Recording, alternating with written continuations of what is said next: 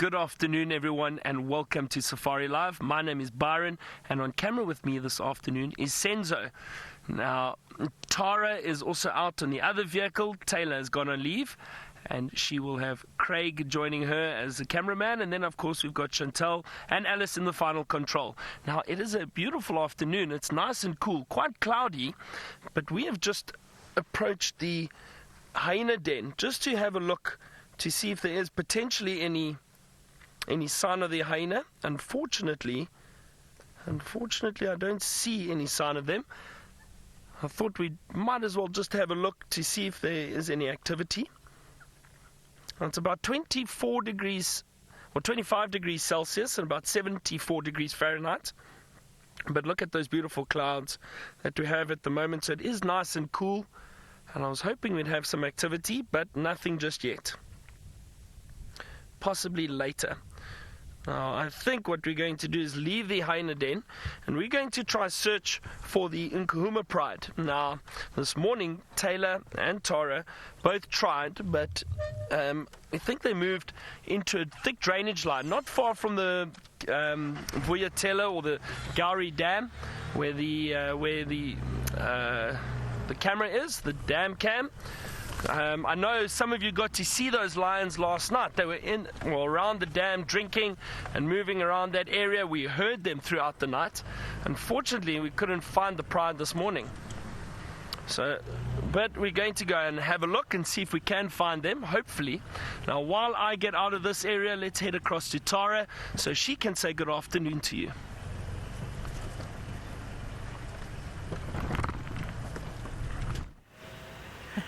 Oh, good afternoon, everybody. Welcome on board this afternoon. And I really hope you had a chance to see the morning drive. It was absolutely fantastic, and I'm really enjoying being back here in South Africa. For those of you who don't know me, my name is Tara, and for those of you who have joined me in the past, welcome back on board, and I hope we're going to have an awesome drive again this afternoon. We were serenaded this morning by lions. And I must admit, I woke up about 3:30 this morning and could not get back to sleep, so I just enjoyed hearing the lions. So I was a little bit tired this morning, but I managed to have a cheeky snooze this afternoon, so we're good to go. Got sharp-eyed Craig on the back on camera this afternoon. So he spotted some elephants crossing the road, and we're just trying to catch up with them. And we were just debating where they were going, because they were actually going at quite a fair rate of knots. So we were thinking they might just pop out here, but maybe I've overestimated where they might have gone from. Unfortunately, it was going to be too difficult for us to actually go in and keep up with them. So we were just moving, and especially in thick bush like that, the best you can try and do is try and guess where they should pop out. So we were debating whether they went down to Treehouse Dam, but it didn't look like they had come out there. So I'm just wondering if they have crossed over Weaver's Nest. So I'm starting to get to grips with the names again of the roads. I get temporarily misplaced, where I'm kind of thinking I'm on a certain road and actually I'm not. But it's fine, I'm not quite lost. I know fairly roughly where I am. But I think we'll just drive up a little bit and just see if they are coming out here. There was a bull that was trailing them, sorry. Otherwise, we'll go back to Treehouse Dam. And this morning we left a male and a female lion who were a mating pair. I think it'll be a female from the Nkuhuma pride and the male from the Birminghams.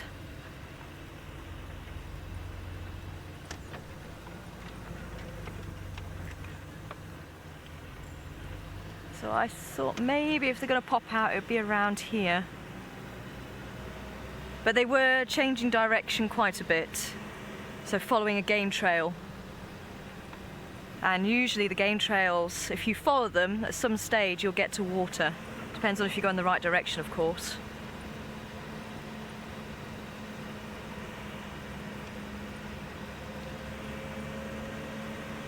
So I think while we try and catch up with these elephants, I think we're going to cross back to Byron and see how he's going to get on with finding the Nkuhumas for you.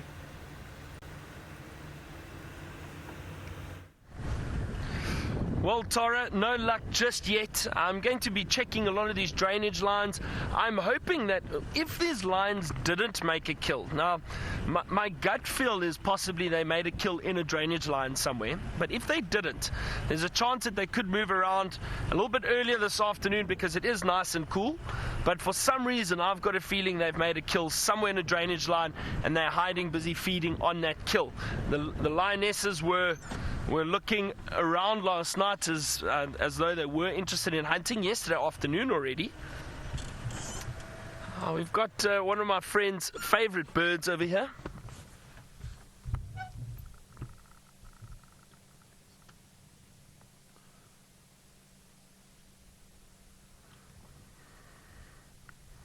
A beautiful lilac-breasted roller sitting up on the tree there. It's always nice seeing the lilac-breasted roller, but I've got some other little creatures I'd like to show you quickly, just off to the right, running through the grass. Looks like a family of dwarf mongoose. Always wonderful to see the dwarf mongoose. Look at that. I think they are so cute. It's really, really always great to see them. You can often hear them scurrying through the grass. Unless they come out and sit in the open like that, it's quite difficult to see them at times. The wonderful thing with the dwarf mongoose, so it's the smallest mongoose species we have in Africa. But the wonderful thing with the dwarf mongoose is they're very curious at times. They'll come and have a look and see what you're doing, and if you're a threat or any danger. And they tend to relax quite quickly around a vehicle.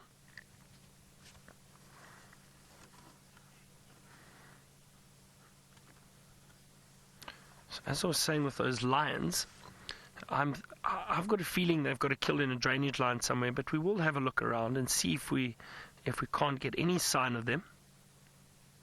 Now, don't forget, everyone, we are completely live. For those of you new viewers, if you'd like to send us questions or comments, you can do it via Twitter. Hashtag Safari Live is how you do it. And we love hearing from all of you. So please send us questions or comments. And I'm looking forward to a nice afternoon. Look how that little mongoose looks like it's dozing off a little bit. Did you see that? Eyes were closing. Looks a little bit like Senzo, dozing in the back.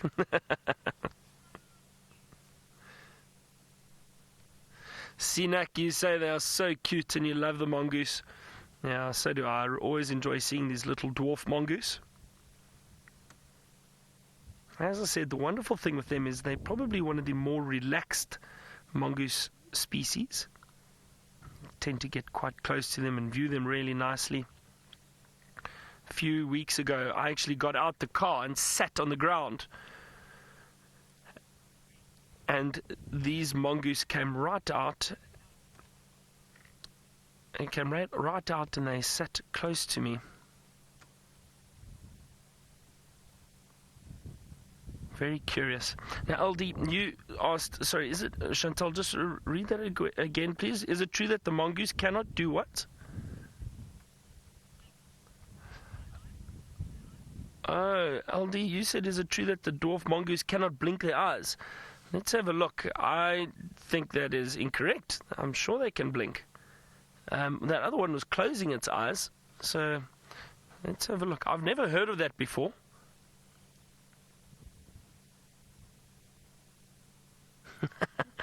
Isn't that cute? Let's have a good look to see if they blink or not. I'm trying to think. I've never watched them that closely to see if they blink or not. We're probably going to sit with these mongoose for quite some time. We need to keep an eye on their face.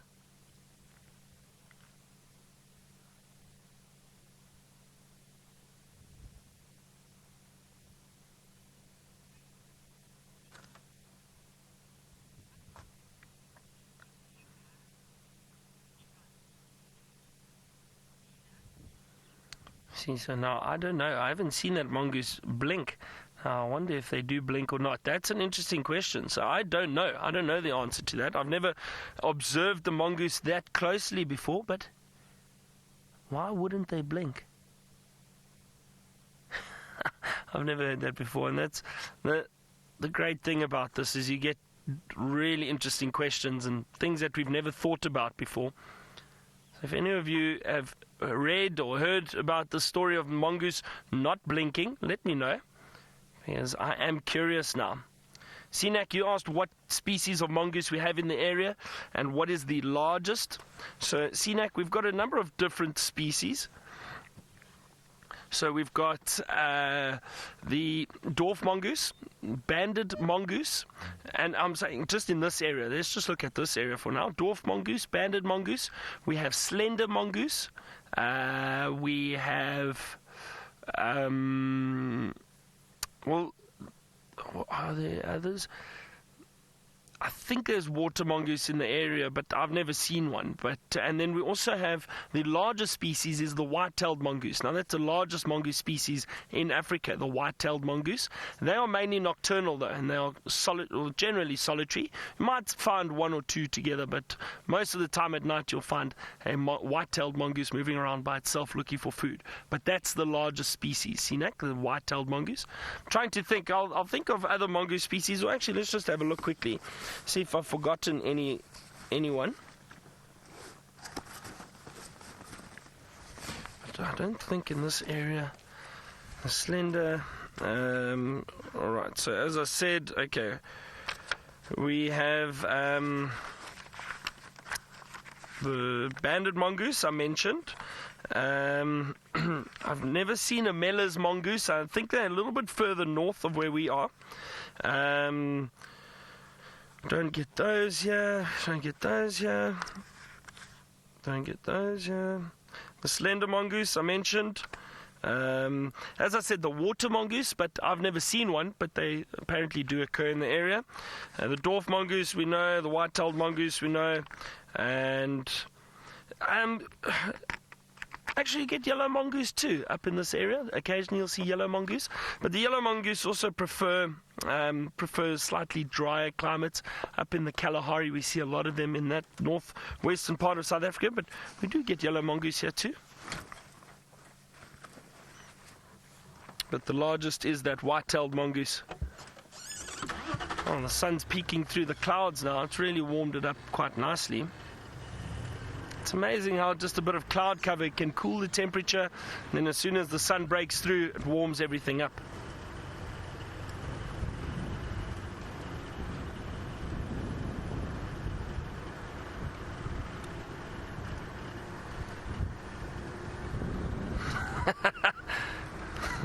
Eric, you asked if mongoose make a noise as known as giggling when they're mating.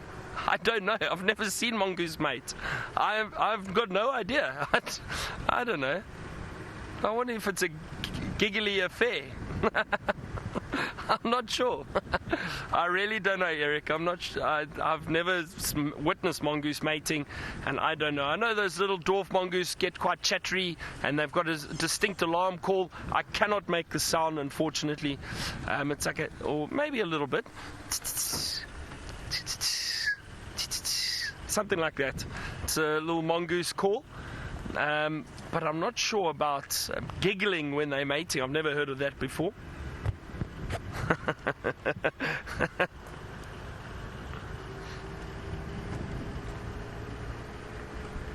Ali, the dwarf mongoose do indeed feed on insects. I've seen them many times moving and catching little grasshoppers in the grass and other insects. There's a lovely little bird that we enjoy seeing. So they will also feed on lizards or small reptiles at times, but predominantly insects. And that is the magpie shrike. That beautiful long tail, black and white bird with that long tail, magpie shrike.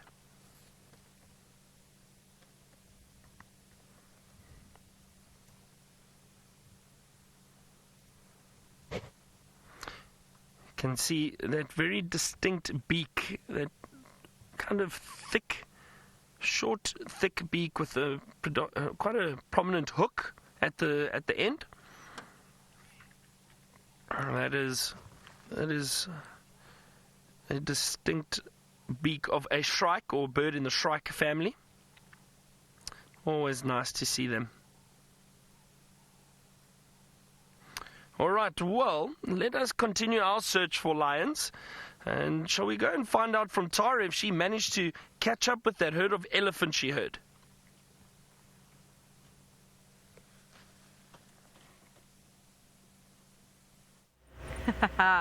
Yeah, unfortunately we had to give the elephants up as a bad job.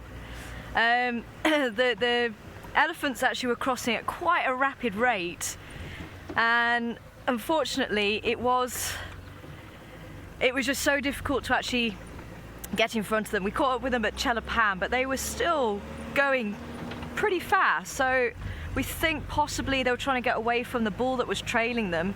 And he was a little bit aggro. He kind of, we were quite far back, but he stopped and had a bit of a smell of the air, and he just had that posture of, he just looked aggro. So we thought, you know what, we'll just leave them to it. We just don't want to get muddled up with whatever's going down there. So they've carried on past Chelapan, and I think the females were just trying to get, because they had quite a few youngsters with them. I think they were just trying to get out of his way. And unfortunately he was trailing them pretty well. He was well on their heels. So what we're doing, we're going to go back to where we left the pair of lions this morning and see if they've actually made use. There's actually quite a nice breeze coming, even though the temperature's still quite warm.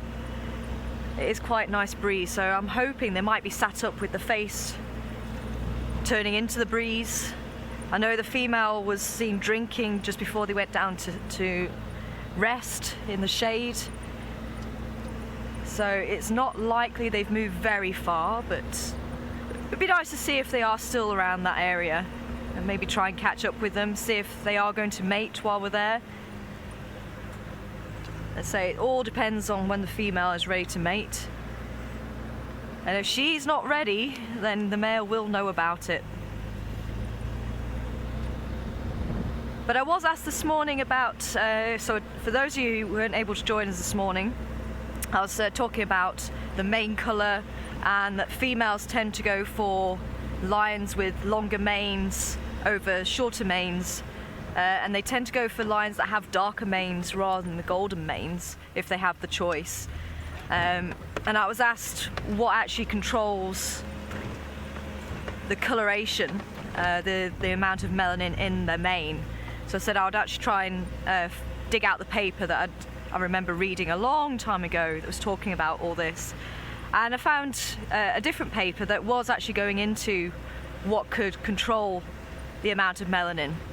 And it was actually confirming that the shorter manes do show a lack of fitness. It's actually been shown to be linked to having an injury, so they're just not fit. So having a long mane can show fitness because it's going to be reducing the amount of surface area to lose heat from.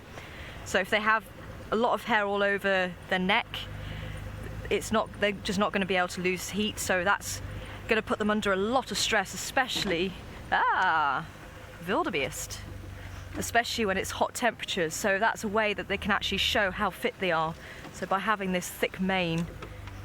And dark as well, so the dark colours actually absorb the heat, so that can actually increase their temperature as well. And they, at the end of this paper, they weren't really sure still if it was nutrients or the amount of nutrients that the animal has, but it certainly seems to be linked to the amount of testosterone in the body, which again, if they've got a lot of testosterone, they're going to be fit, they're going to be quite dominant, so having a dark mane will show that dominance as well. So that was quite an interesting read. So we have the wildebeest here, or wild cow as it translates.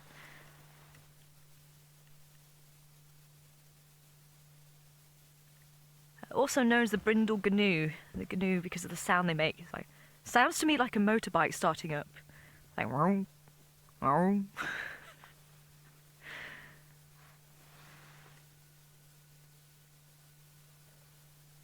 A little herd there. So some of those females should be pregnant. They'll be dropping them around the rainy season. So when the rains come around October, November, December time, that's when they should start giving birth. So some of the youngsters there, you might have just noticed some had little sort of devil horns, if you like. So they shoot up and then they'll start growing out. So you can sort of tell the yearlings from the other adults as well. But it looks like they've gone into the thicker bush. So we're going to carry on. The lions were somewhere up here. We've got to look for our vehicle tracks because they were into the bush. So we had quite a lot of fun bunder bashing this morning. Luckily, Rusty was a trusty vehicle. I'm quite impressed with Rusty. Not as good as Jigger.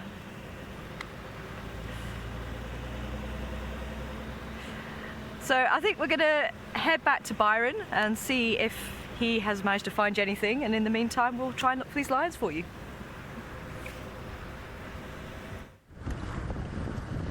Well, not yet, Tara. We also in search of lions. The problem, I think, is that if these lions are in a drainage line somewhere, it's going to be very difficult for us to find them unless I send Senzo in to walk the entire drainage line, which I may do, and he will then, judging by his screams, I'll probably find the lions. No, well, we'll see. Maybe, I don't know, maybe we pick up on some tracks of them heading in a direction. If we can just get a direction, we might be able to find them. I'm going to be looking for birds too.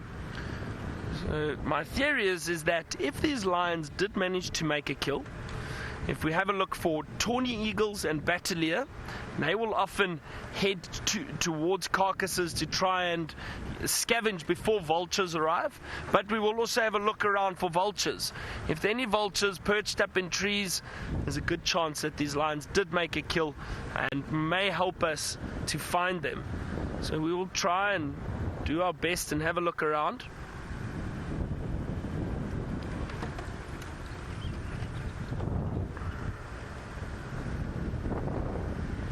So far it started off fairly quiet.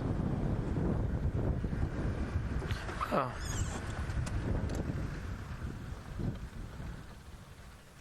Now look what we've spotted straight ahead. It's a zebra crossing.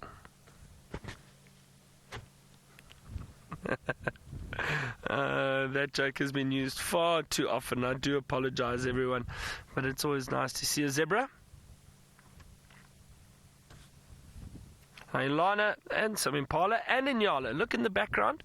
There's also some inala through there. Now, Ilana, you asked if I keep a bird list. Oh, wonderful. There's a male and a female. A variety of stripes, everyone. Look at that. And then an impala just felt like it was being left out and it showed up on the screen. But a variety of stripes. How wonderful is that? No, sorry, Ilana, you were asking if I keep a bird list. I do. And Ilana, I have been terrible because I've not kept it up to date very well. So I cannot, for the life of me, I can't remember what number I am on at the moment, but I will sit down one of these days and I'll go through it again and check the bird list, make sure it's up to date, and then I'll get an idea of how many bird species I am on. Isn't this a nice sighting?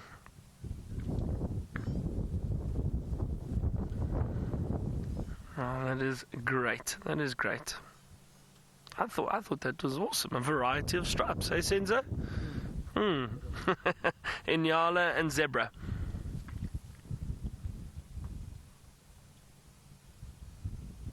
And there are the oxpeckers, as always, sitting on the animals, picking off ticks.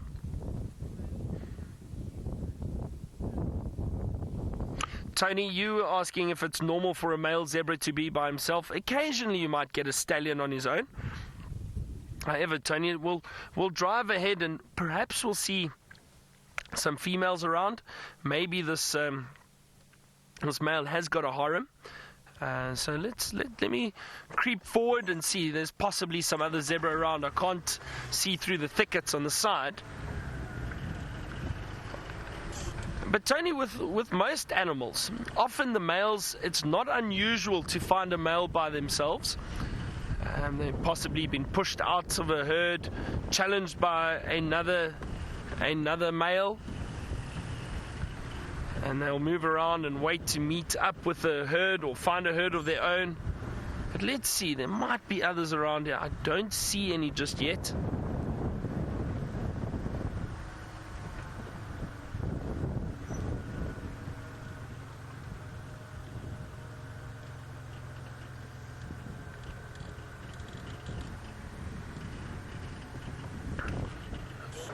No, I can't see any others.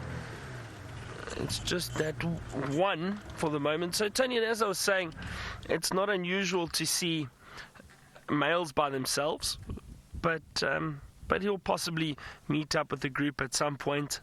Now it's like I say, male zebra, male giraffe, and if there was any doubt that he is a male, you can definitely see he's a male now.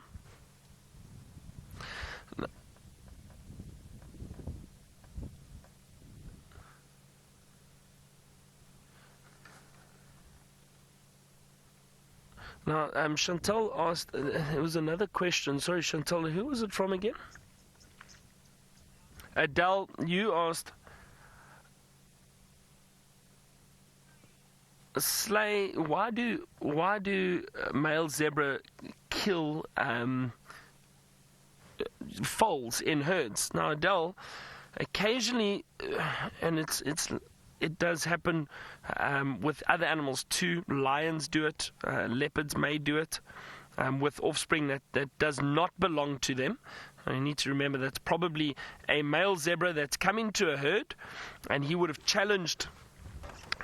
There's those inala are moving through that thicket there too.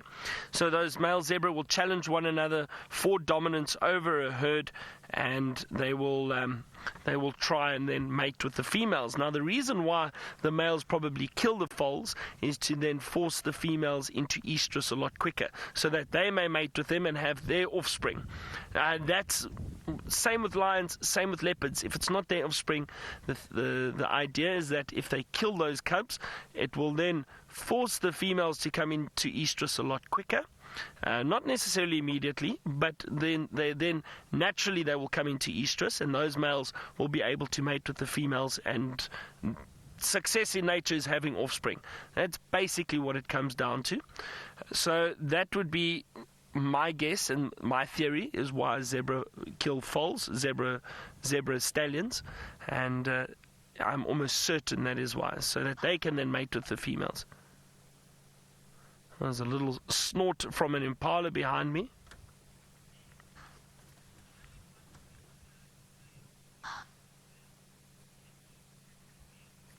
Chitty Chatty Meg, within most herds, it is generally one dominant male that will stay within the harem. He'll probably tolerate younger males. Now there's impala alarm calling, but I don't think it's serious alarm calls. They're moving around, looking in different directions. I don't know if they've smelt something, perhaps. We'll have a look around. But it doesn't sound like serious alarm calls. Could also be males. Males are funny. They will alarm call to try and get the females to stay closer to them. So the females think there's possibly danger, and they'll get the females to stay a bit closer. I'm just trying to see if it is a male that's alarm calling. I wouldn't be surprised. Younger males. No, I don't see any reason why there would be alarm calling, and the rest of the herd's very quiet. So as I was saying, success in nature is to have offspring, and with those males killing any young that does not belong to them, then they will hopefully force the females to come into estrus so they can mate with them. Now I'm going to carry on. I think there's some elephant at the dam, at Vuyatela Dam. Let's go have a look. I'm not too far from there, actually.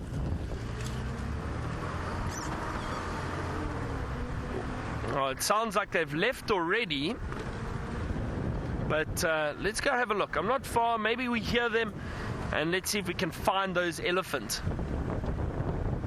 Maybe the elephant help us find the lions. If the elephants smell or pick up on the scent of the lions, we know that elephants don't like predators being around, especially lions. Found the elephant, everyone. There we go. Oh, wonderful. Looks like a lovely herd. I'm going to sit quietly. I'm going to stop, and it looks like they might approach us. Oh, you can see they've definitely been splashing in the water. And obviously had a drink. There they go. They're moving quite quickly. Now, I would guess it's because it appears as if there's a male following the herd. Now, sometimes males can cause a bit of unrest in a herd. You see, and that's a younger male. He's not a big, but he's definitely pushing this herd. And that's why they're moving very quickly. Have a look at this. See those youngsters? The females get a little bit nervous. And you'll see, watch the male come through behind them now. He's moving quite quickly. And I think that's why those females are moving off. Very brief view. I don't think we're going to be able to follow them. And also, I'll tell you the other thing is, sorry, they just try to get one more glimpse of that male following them. Very brief view, but you can see that herd was a little uneasy with this younger male following them, and the males can cause, as I said, a bit of unrest within the herd. Now, I said I'm not going to follow them now. I'm not going to try and stick with them and view them, because also if you can see that a herd is uneasy, there's no need to push and try and get closer to them, because that's often when you can aggravate them, and then something could go wrong. And remember, I've spoken about this a number of times. You need to have sensitivity when viewing animals, and you need to understand certain times animals might be a little bit uneasy and not comfortable with the vehicles around. The best thing to do is rather leave them alone, because in future you'll probably avoid any bad situations, any aggressive signs from the animals, especially elephant. If you rather leave them, then they'll know that there's potentially no threat, no danger. There's no need to try and follow those elephant now and try to get closer to them. Again, it's just from a sensitivity point of view, I think something important.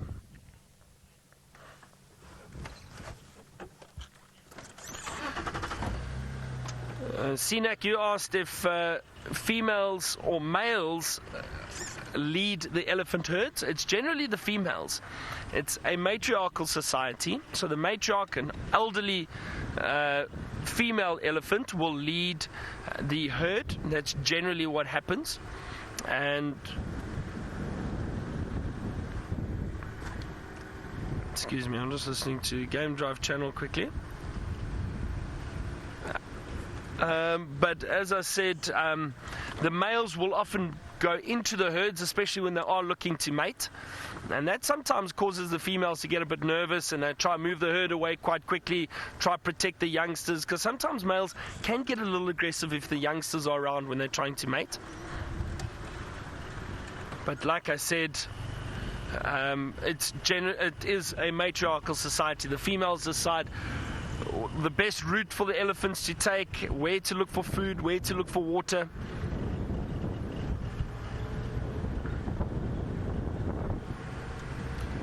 The temperature definitely has dropped quite a bit already. And Yala just ran across the road in front of us. As I said earlier, it was about 25 degrees Celsius or 77 degrees Fahrenheit. I'm not so sure if I agree with that completely. As soon as the sun drops behind the clouds, it definitely seems a bit cooler than that. But I'm not a weatherman, so it's okay. I'll believe what I'm told.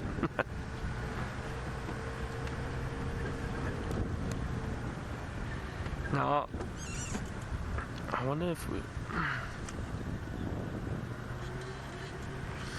Alright, well, it sounds like Tara is doing some serious off-roading.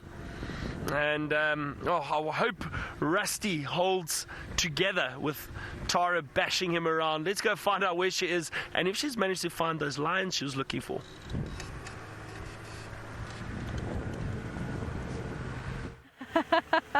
Thanks, Byron. And Rusty's doing us proud here. Unfortunately, our lion pair have moved on, so they were over that side. We just thought we'd just try here, just in case they've gone to find shelter this side. Unfortunately, I can't see any sign of them. So what we're going to do, we're going to go back onto the road, see if there's any tracks crossing, but I think they're going to still be in this area here. We might have to wait until it starts getting cooler. We might start hearing alarm calls, or maybe even them calling them to relocate with the rest of the pride. So I think we're going to go down to the water, see if there's anything around there. It might be that they've gone back to drink. The male, I didn't know if he drank, so he might have gone down, but certainly the female had drank this morning. So fingers crossed, we'll carry on trying to look for them and see what else we find along the way when we hopefully come across them. So we're going to extract ourselves from the bush. But if anybody would like to send any questions in, this is a live drive, so wherever you are in the world, if you're joining us for the very first time, you can ask a question using hashtag Safari Live. It'd be great to hear from you this afternoon. And I may even try and throw in a whodunit. We'll see.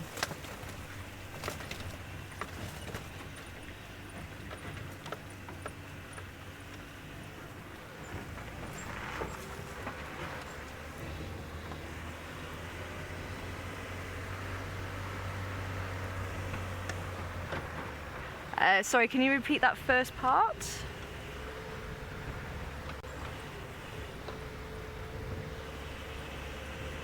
Ah, hi Casey, welcome on board this afternoon. Casey would like to know what animal I'd like to see most this afternoon. Well, I wonder what animal you'd like to see the most this afternoon, Casey. For myself, I would love to actually see this pair of mating lions, because that is something very special to see. It's not just the animal I enjoy seeing, it's actually seeing the behaviour. That's something I really, really enjoy watching, and just learning all those little details of animal behaviour you can't get in books. But obviously, while I'm here, I would love to catch up with the leopards. They are my ultimate love.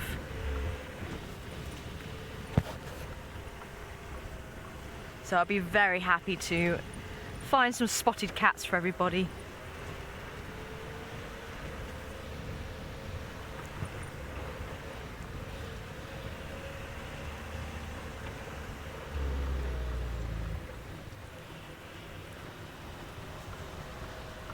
Oh, a little steenbok just here.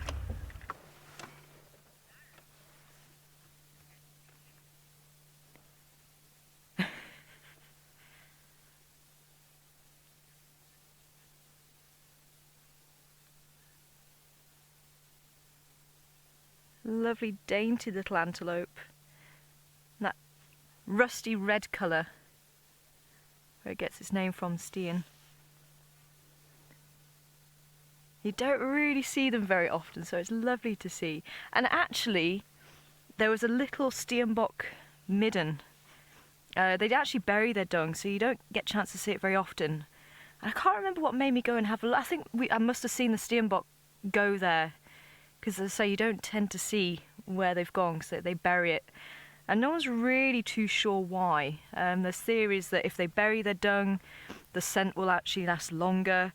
There's also theories that actually it will be hidden from predators, but I don't really agree with that, because, you know, what's the point in hiding the dung from predators if the animal's not there? So I'm kind of going with maybe the first theory, but even so, when it's dry like this, it's going to dry out anyway. So I think it's still a case of no one's really too sure why.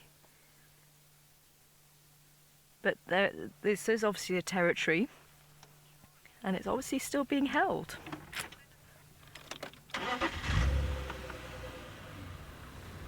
Hi, Charlie. Saying wild animals are hard to spot. They really are. Especially the spotted ones. Very hard to spot. So we're actually opposite where we were in the bush. So just keep trying to keep a really good lookout. We might be lucky enough just to catch a glimpse. And that's the problem as well in thick bush like this. Your brain kind of expects to see the whole animal, and you've got to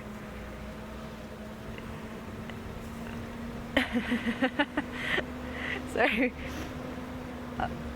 she'll tell you why I'm laughing just now, but yeah, so you've got to try and train your brain to kind of look for a piece of the animal.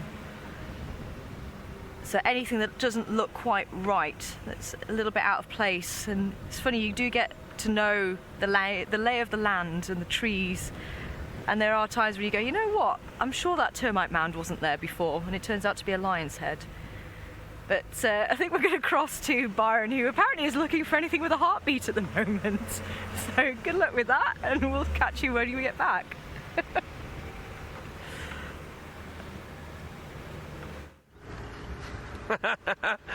Thanks, Tara. Yeah, well, we'll try our best. We'll try our best and see what we can find. I'm heading back into this area where we saw those elephant. I just want to double check that they didn't pick up on the scent of maybe a predator that possibly caused them to move away quickly.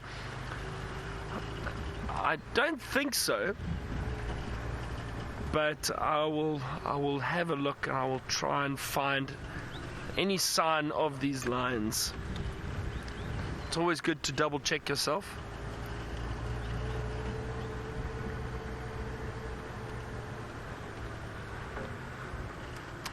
Larry, lions generally, I would say they need to feed at least twice a week on average, but it depends. There are a number of factors that need to be considered. How large is the prey that they are hunting or that they have managed to kill? Because that will depend how many days they feed on it. Something like a large buffalo could last a pride 2 days. And also, like I said, it depends on the size of the pride though. Something like an impala, obviously that will be finished within 20 minutes. If they've killed something small, then they'd probably have to hunt very soon after that. There's not a set amount of food that they need daily. It will all depend on the size of the food they've killed, when last they recently killed. Those lions that we saw yesterday, the Nkuhuma Pride, they looked pretty hungry. So that's why I think they were so interested in hunting in the afternoon, because they were now starting to realize they need to make more of an effort to hunt. So lions will probably change their hunting strategy from just at night. They will move around during the day too to potentially hunt. Remember, the lion's also very opportunistic. I've also seen lions that are feeding on a carcass and another antelope has moved past and they've got up and tried to hunt that too. So just because they have got full bellies doesn't mean they won't hunt. If the opportunity is there, they will hunt, because they don't know when they're going to get their next meal. So it's very important that the lions hunt if the chances are there, if the opportunity is there.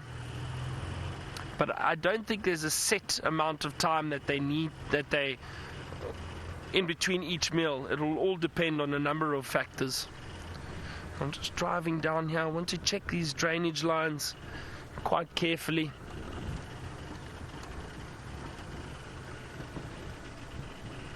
You'd think that we would see tracks of a lion if the entire pride moved through the area, at least one, but they seem to be hiding fairly well from us. Now, there were a number of inala and impala in this area. There's an impala ahead, and they seem quite relaxed. No alarm calls just yet.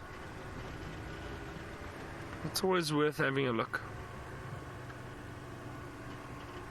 Alright, well, it seems as if Tara's decided not to go across any little roads. Hang on, what little bird is this? Let's just have a look in the road here, see if we can get that. What little guy is that? Sorry, my head's in the way. Oh dear. It's a little quail, everyone. Where did it go? Let's see if we can get a view of it quickly. Hold on. Ah, come on, little quail. Where are you? It's amazing how quickly these little quails can disappear. Let me see if I can get another view of them, but while I do that, as I was saying, it sounds like Tara's decided not to use the roads on Djuma. She's purely driving off-road. Let's go see where she is now.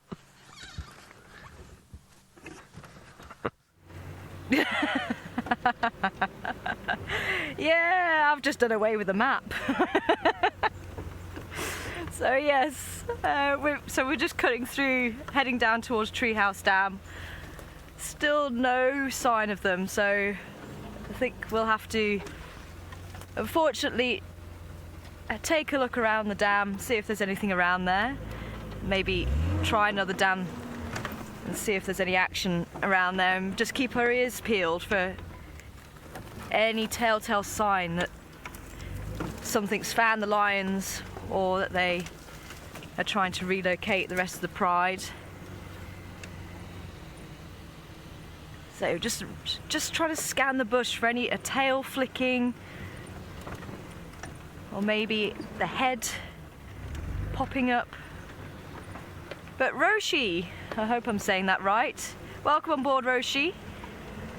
Roshi would like to know if there was anything particular about leopards. Roshi. Sorry, Roshi. Oh, the Dacre's still there. We just passed the Dacre.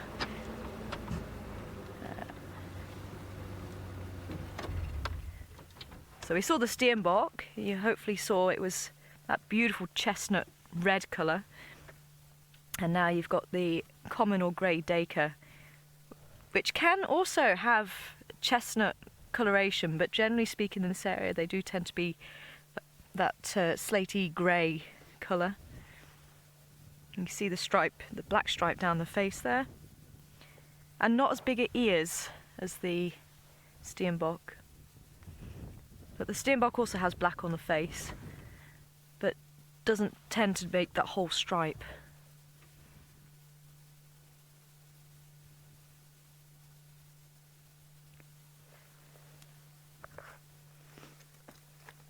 So Roshi asking if there was anything interesting that I learned about leopards during my research, or anything this different, I think was the word that we learnt about leopards. And one of the most amazing things we actually discovered on the property was a very rare colour variation of the leopards. I was saying this morning about the leucism in lions, so white lions. So this particular colour variant, it is so rare we were struggling to actually find any documentation about it. And the leopard seems to lack black pigmentation, so it seems to lack melanin. So it might have a lot more red pigmentation in there as well, what's called pheomelanin, but it gives this red colour to the coat. So the black spots are actually more of a brown colour, and their coat is more of a rusty orange, burnt orange colour.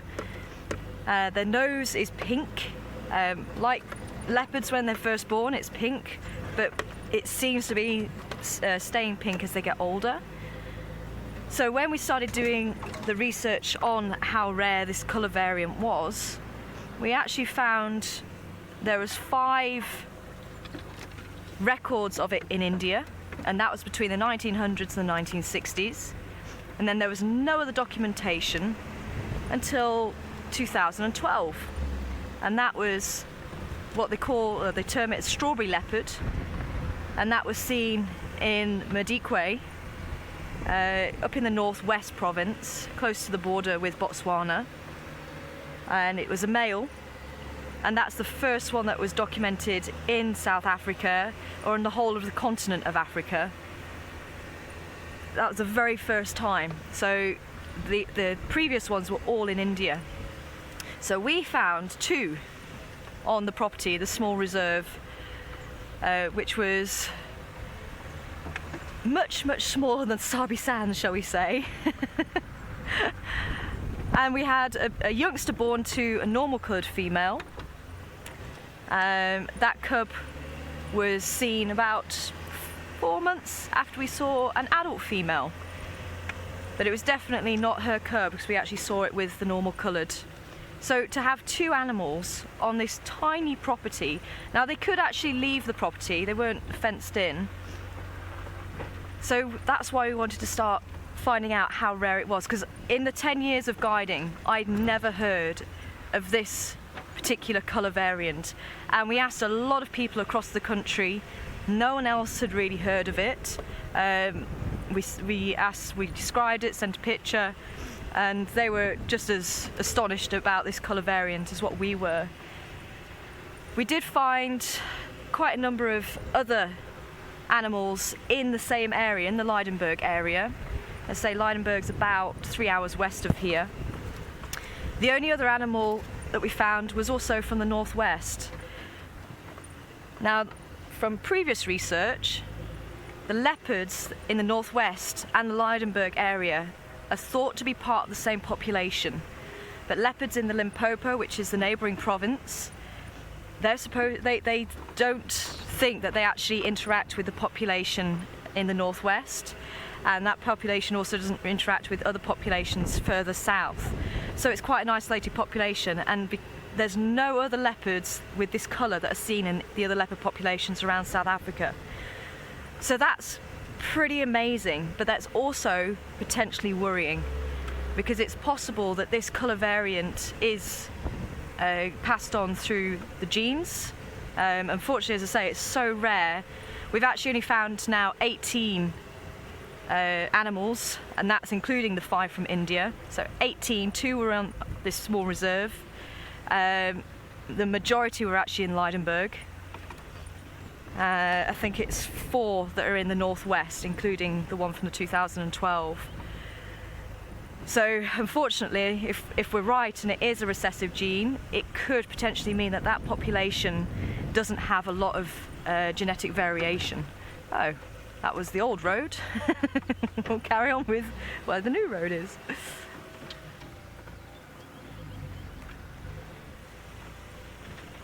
So yeah, and that was totally by accident.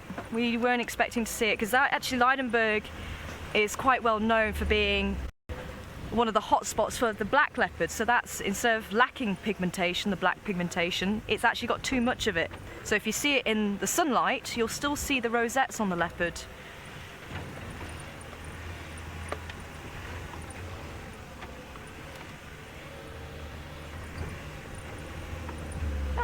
We have an impala ram. He was looking into the sunlight just then, which was lovely. No, don't walk away. Now, the impala are actually going to start having a second rut. So they have the main rut around the March, April time. That's when they're going to be breeding. Shall I see if I can try and move forward for you? He's actually turned his back on us completely. How rude. But sometimes the females might not fall pregnant, they might not have been caught by the other by the males, or for whatever reason they haven't fallen pregnant, so they will have a second smaller rut around September time. So chances are he's holding on to a territory since he is on his own. Otherwise they form these small bachelor groups for protection. So apparently he's in good nick and he's quite happy to defend himself, so he must be quite a strong, dominant male.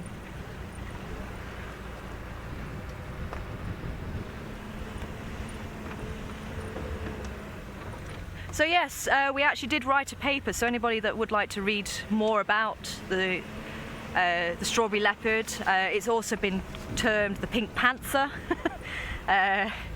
Its more technical name is an erythristic animal, so that's the red pigmentation. And you get erythristic badgers as well, the European badger, raccoons as well. You get raccoons that have this rusty red colour.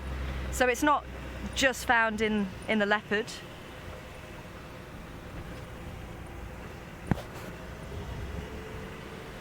Oh, brilliant. Well, apparently you are in luck. So Byron has found the Nkuhumas, so we're going to cross over to him.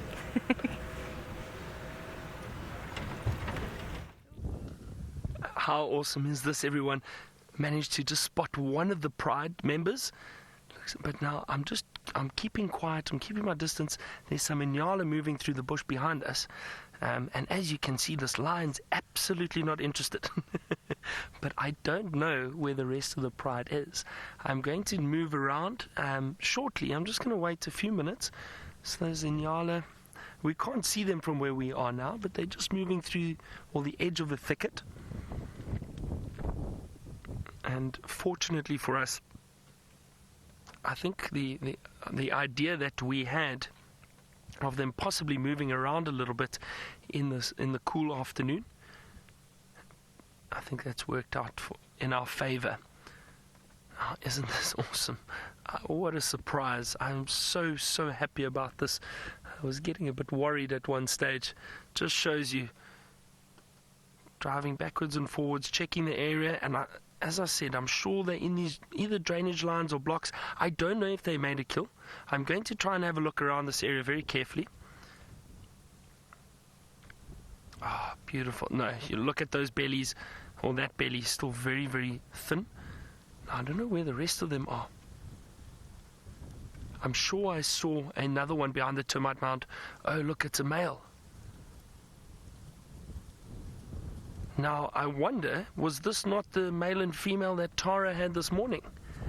And if it is, they've moved quite a distance then. Wonderful, this is possibly this mating pair. So I'm not sure, maybe some of you can let me know, is this the same male and female they had? I would assume it is. Yeah, look at that, oh, awesome. This is wonderful. I'm sure all of you are as excited as I am. Let me move around here quickly. Hold on.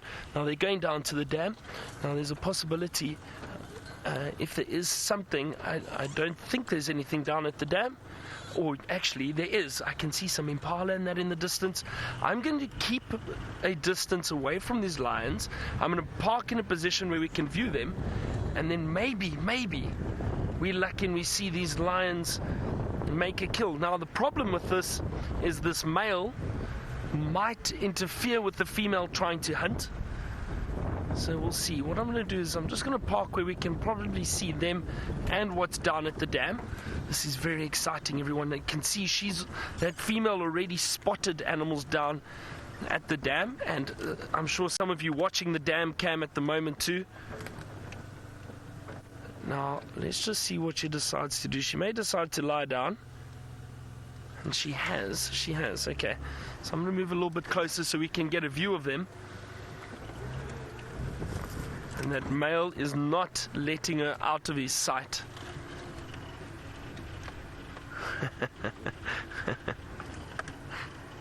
Typical male.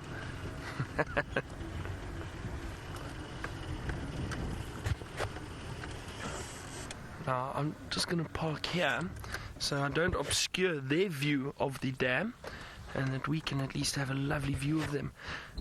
So I wonder if this is indeed the pair that was seen this morning.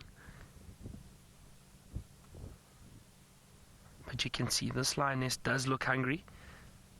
The other thing that might happen is perhaps these lions lead us to the Pride.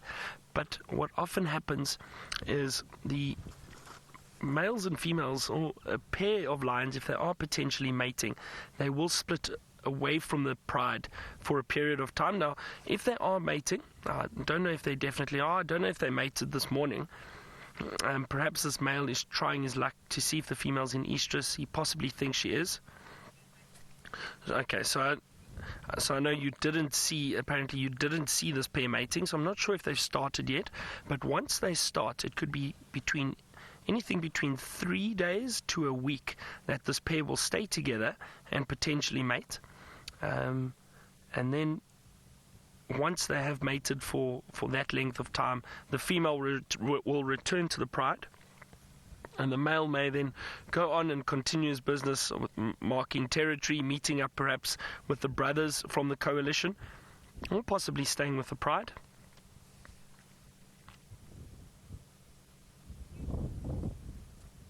Lisa, you say it's a beautiful picture. It is indeed. It is indeed lovely. Now, again, I'm very curious, for those of you who watched this morning, is this the same pair that you saw? Is it the same pair? Is this a different pair? And the only reason I'm asking is because they're in a completely different area to where Tara was looking this afternoon, or where they found them this morning. Not to say they didn't move around, but I just want to make sure if it's a new pair, or if it's the same pair or a different pair. Lisa, you say she doesn't look interested in him. No, she looks hungry.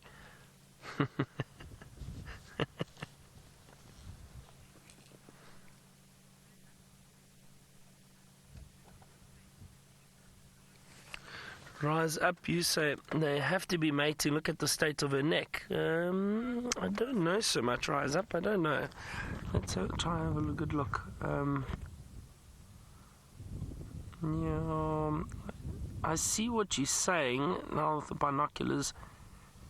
Does look like the scruff of the back of her neck is slightly moist, a bit of perhaps saliva. Now, the reason why we're talking about this is because when they are mating, the males will often bite the back of the necks of the female. The reason for that is because the mating process is actually quite painful for the female. So the male does it, one, to try and relax the female, and the theory is that it goes hand in hand with when they are cubs. The females, carrying the cubs by the scruff of the neck. It is said to relax the lion. So the one theory is that it helps relax them, and then the other thing is that it prevents the female from turning around and smacking the male, which can happen because of it is quite painful. And we see it especially with leopards. Leopards, females will turn around when the male does dismount off the female. The female will turn around and smack the male, and it does happen from time to time with lions too. Now, excuse me a second. I just want to call this in for the other vehicles around. They were also looking for lions. Let me just give an update.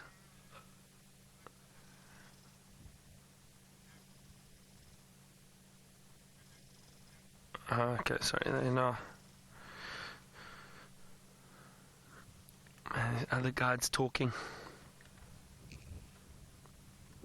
Isn't that a lovely view, though? Look at that.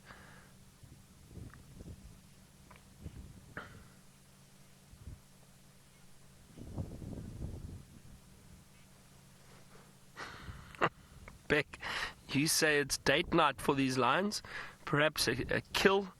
Moonlit dinner. Oh dear, Beck, you've been watching too many movies. Okay, let me just call this in quickly. Henry, do you copy, Henry?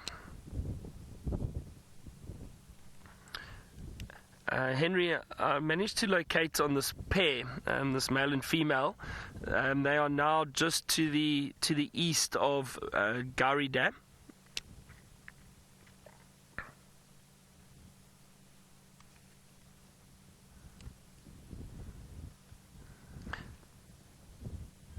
Yeah, affirmative. Just come along, and we're right next to it. I'm not sure who else was looking. Rexon, do you copy, Rexon?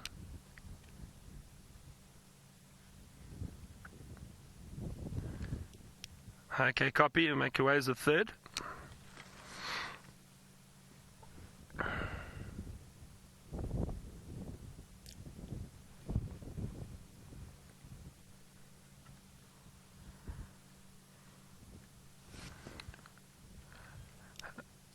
Aubrey managed to locate on this male and female, the lions from this morning, and they're just to the east of Gari Dam at the moment.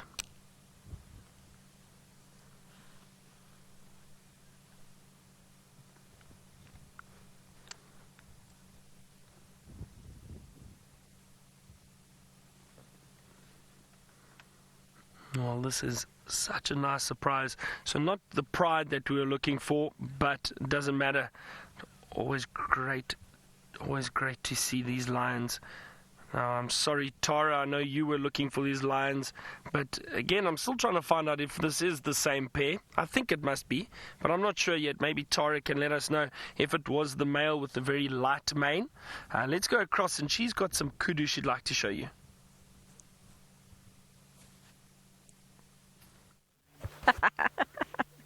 So not quite the lions, but at least Byron was able to find them for you. Yeah, unfortunately that's the way it goes, isn't it?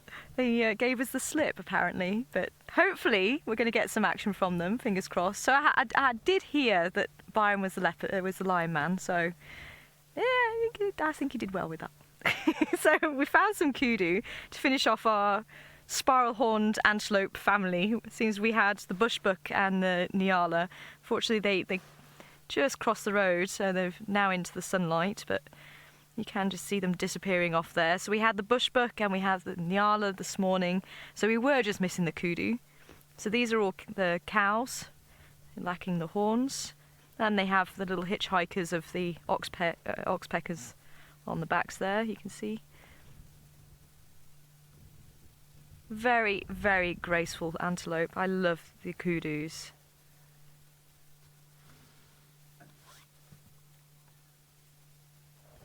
And just amazing how big those ears are. The satellite dishes, as I was saying this morning. And again, you can just see the stripes on the body breaking up the outline of the body, blending into the bush, making it a little bit more difficult for predators to locate them. And if you remember, I was saying this morning about where they place their feet. It's the same adaptation as the bushbuck, so where the front foot was, the back foot goes directly over the top. So it makes them move very, very silently through the bush.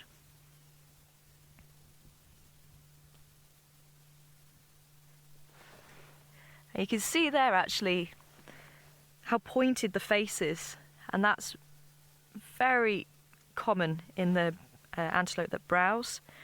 So they're eating the leaves, so they have to get the face right into the bush and pick off the leaves. You can see she's taking each leaf one by one with the quite dexterous tongue.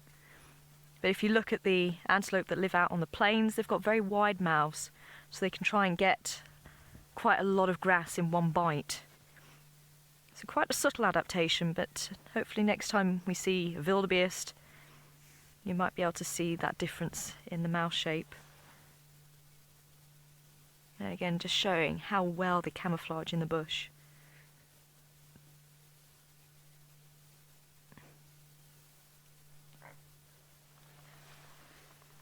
Awesome. Okay, well, we have changed our tactic a little bit now, seeing as the mating pair have been found. And hopefully we'll give you some action from that.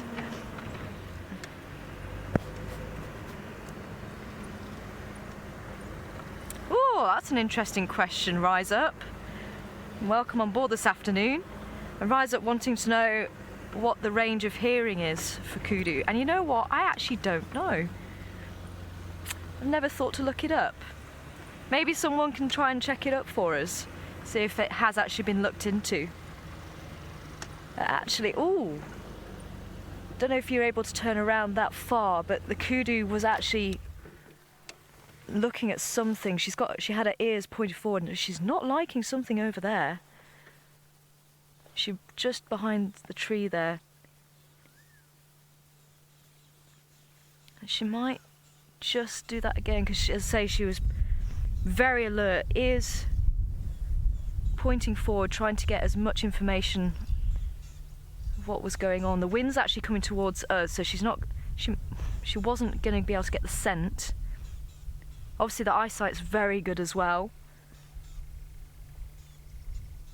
And there's something she wasn't quite sure of, but she has carried on going in that direction, so whatever it was, she obviously decided it wasn't anything to worry about.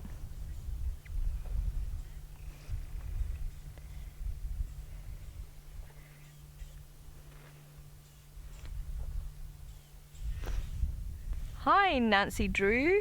Welcome on board this afternoon. Asking who has the bigger ears, wild dog or kudu? Definitely the kudu. Kudu ears are like this sort of size. The wild dog's much, much smaller.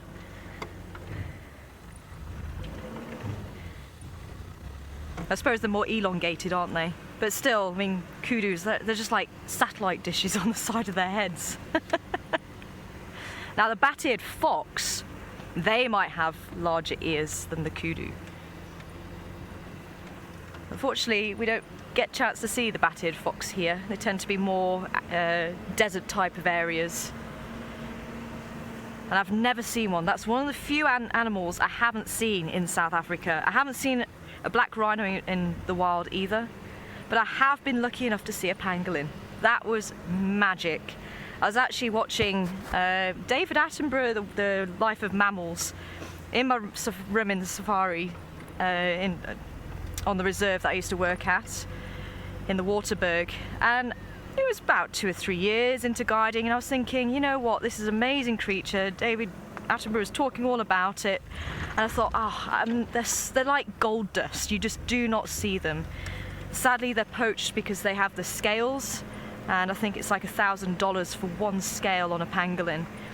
So they are getting poached quite badly.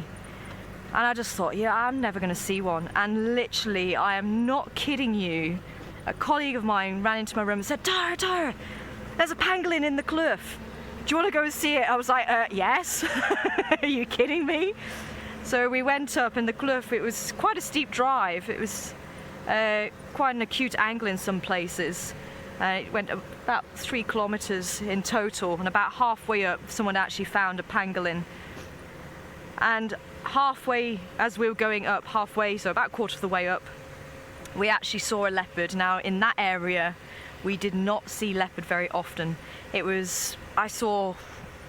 think it was 7 in 3 years, and that was one of them. It was quite far away, it was on the rocks, but to see the leopard and then the pangolin was just out this world, absolutely out this world. And say sometimes the bush can really throw something quite spectacular at you, and that was one of those times.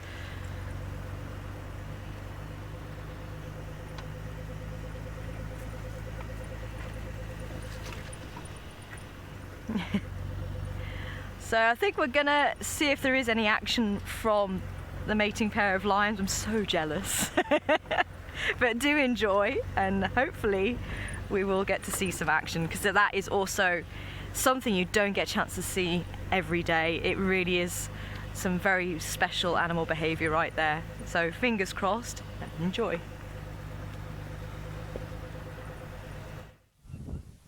Now, Tara, I think for the moment this is just a pair of lions. I don't think they're mating pair because we haven't seen their mate yet.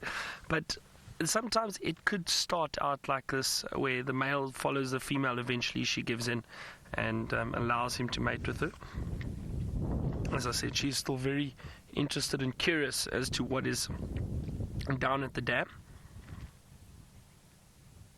You can see he's not as interested. He's just resting it for the moment.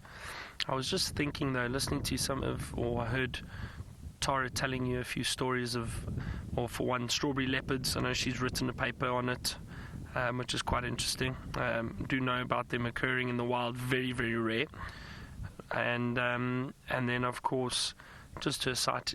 She was telling a story about pangolin and leopard sighting, and it occurred to me it is always nice and wonderful to meet guides from other areas. We've been guiding for many years and been in different parts of South Africa or Africa, and especially on Safari Live, because they share so many different stories, and it's always great to have someone like Tara come in and share stories from other areas. I know some of you enjoy when I get back from a trip too, listening to sightings that we may have had on our trip, and it's always nice. And I think Tara, from a research perspective, also brings a wonderful addition to Safari Live, which mentioning about different genes and that she's done research on within lions, big cats, and leopards. So.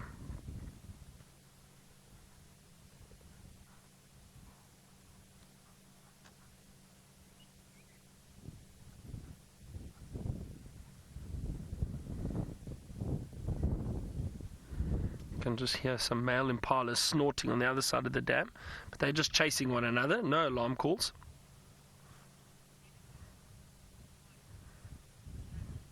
Snazzy, now you asked who is smarter, the elephant or the lions? Snazzy, I'm going to go with elephant because they're one of my favorites. And I don't know though. I mean, how do we measure that? Different animals, different role in nature. I would say elephant. If you think of the life expectancy of elephant, the lifespan is much longer. So they need more experience in terms of looking for food, surviving droughts, traveling long distances, looking after family members. And I think with all those ideas in mind, I think, or reasons in mind of why elephant need to live longer, I do think possibly elephant or smarter. I don't know how do you measure it, but my guess would be elephant or smarter than lions.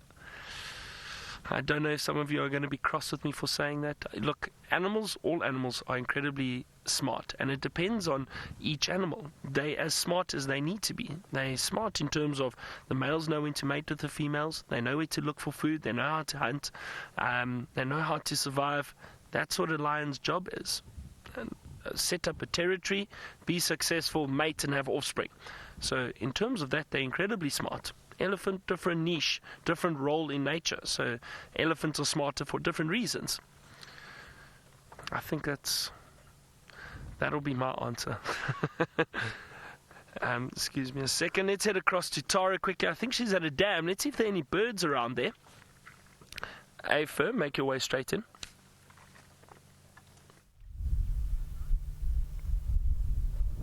Oh, welcome back everyone. And Eagle-Eyed Craig has actually just spotted the 2 chicks from the blacksmith lapwings. So we've got one just in the water at the back, and then the other one was actually just in the foreground. I think, yeah, it's just gone behind the sandbank there. Oh, there it is, yeah, just in the left of the screen. Very, very cool. So you were saying these are about 2 or 3 weeks old, is that right? Bit older? Oh, we haven't seen them for 2 or 3 weeks. So apparently there was 3, so that's not bad if there's still 2. And the third one might be around still. Now they're quite far away from the parents, but the parents are still around. And I was actually getting quite confused because I could hear the parents but I couldn't see them. So those are the parents there. Got the black and the grey, and they sound like a hammer hitting an anvil. That's where they get the name from, blacksmith lapwing. But they're still going to be around to protect the chicks, even though the chicks you can see were feeding by themselves. And that's very characteristic of the wading birds, especially. So as soon as they hatch, they're fairly self-sufficient. They just need protection, really.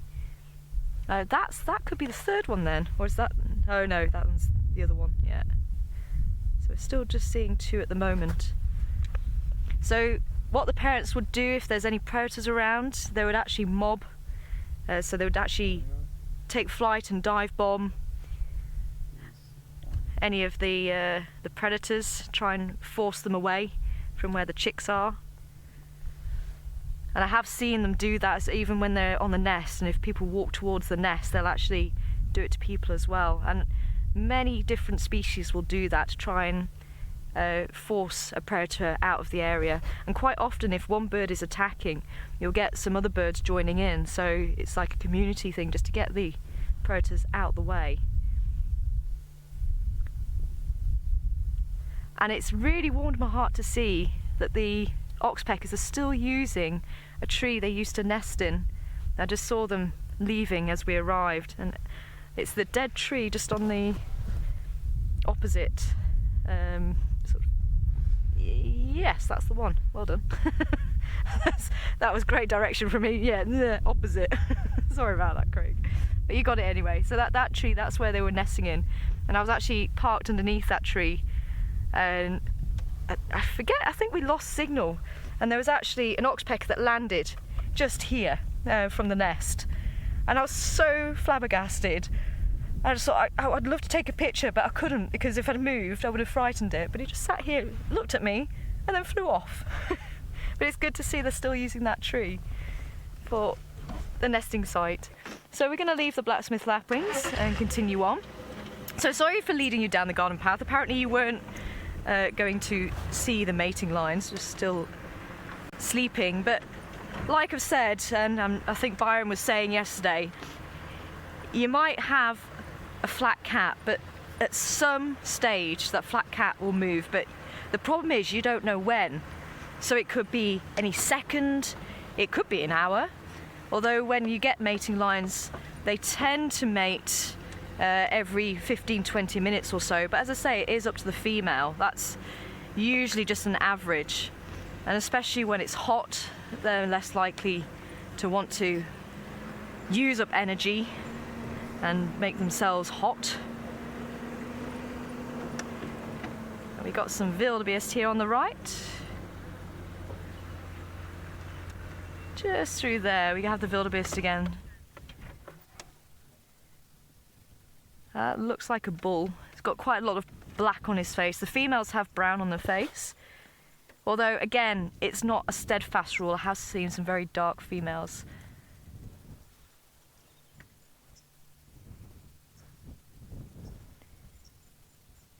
I think they're just checking to see if it's safe to go down to drink.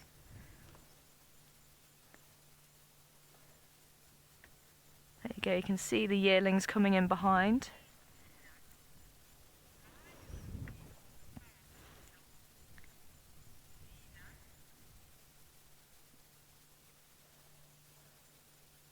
Yeah, not overly convinced that it's safe to go down.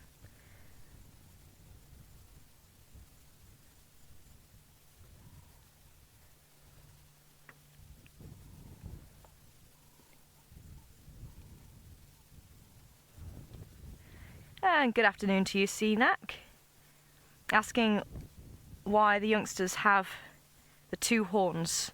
Well, they look like little devil horns, because the horns grow straight first and then they'll start moving out to the side. So you can see that yearling there. If you're going to look around, there we go. Oh, look at that, well trained. So that would be last year's young. And then they'll start, let's say, moving out. That could even be maybe 18 months old, 2 years, something like that. There was a smaller one behind that would have been a yearling. And actually when it looked, it was starting, you could just see the curve on the horns. And you might be able to hear the blacksmith lapwing actually calling now, like tick, tick, tick.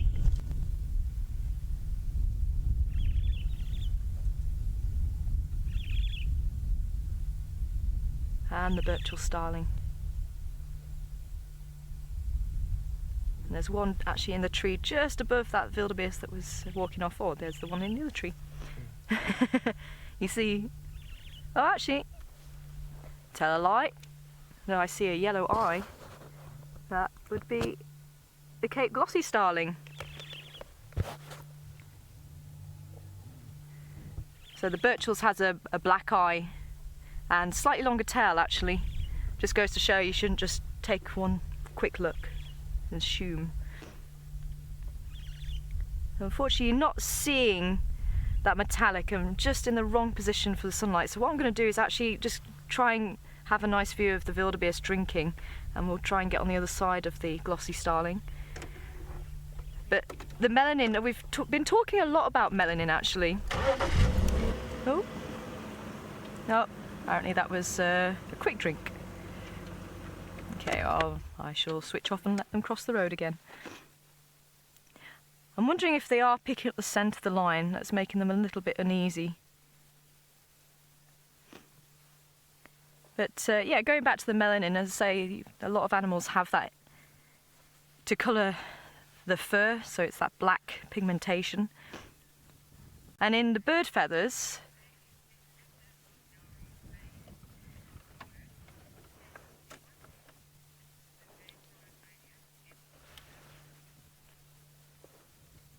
Aha, just getting an update on a potential kitty cat. So we'll see if we can actually tune in and see what's going on with that.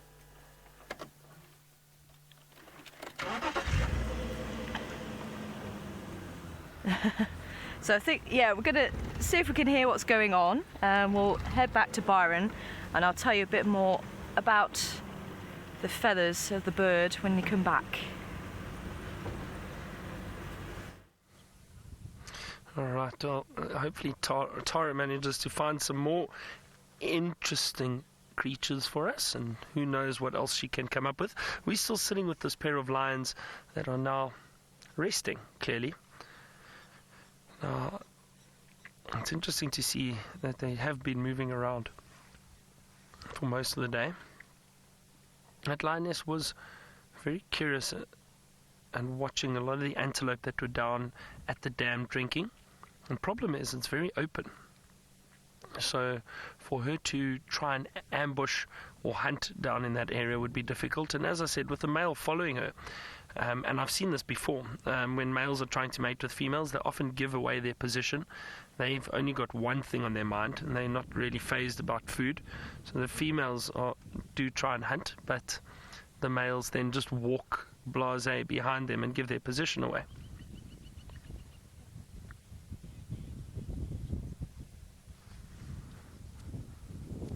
So perhaps the female decided the chances of her stalking and hunting anything when it is a bit open, especially around the dam, it is quite open, I don't think she'd be very successful. So she's decided to rest, and who knows, something could potentially walk into them. I've seen that before with lions resting, and all of a sudden a herd of impala bump into them, not knowing that the lions are lying down, especially close to a dam with a lot of animals moving down to drink backwards and forwards. So that could happen at some point, or they may just end up moving around.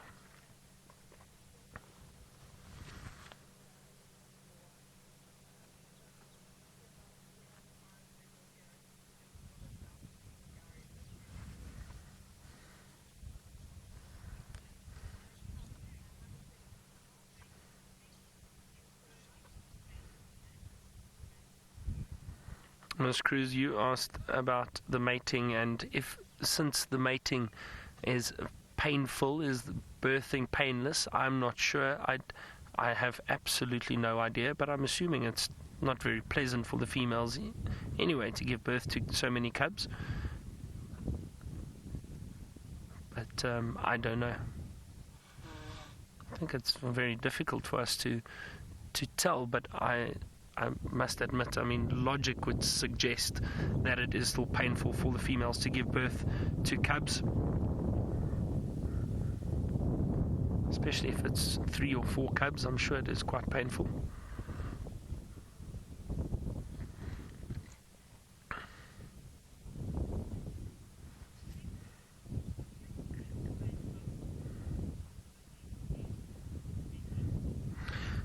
Steffi, judging sometimes if you've never seen a lion before, you might be able to get an idea of age if you look at the ears, the nose, scratches on the face.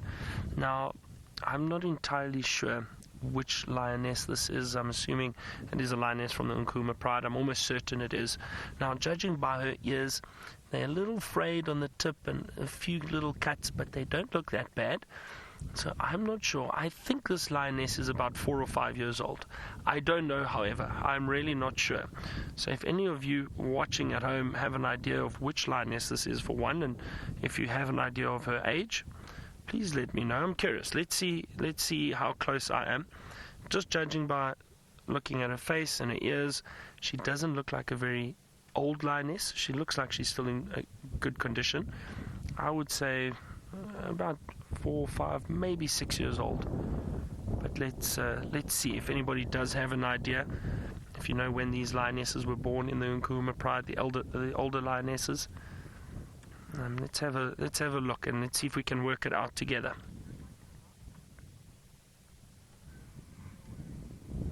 Don't forget, everyone, comments and questions all sent via Twitter. #SafariLive is how you do it. We always love hearing from our viewers. It's a bit of a cool breeze at the moment. Temperature's definitely dropping a little bit.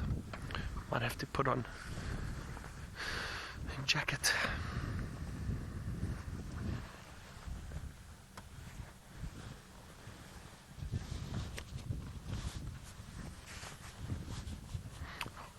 Right, well, let's head back to Tara while I wait for some of your answers regarding the age of this lioness. Let's head back to Tara, see where she's going and what surprise she has for you.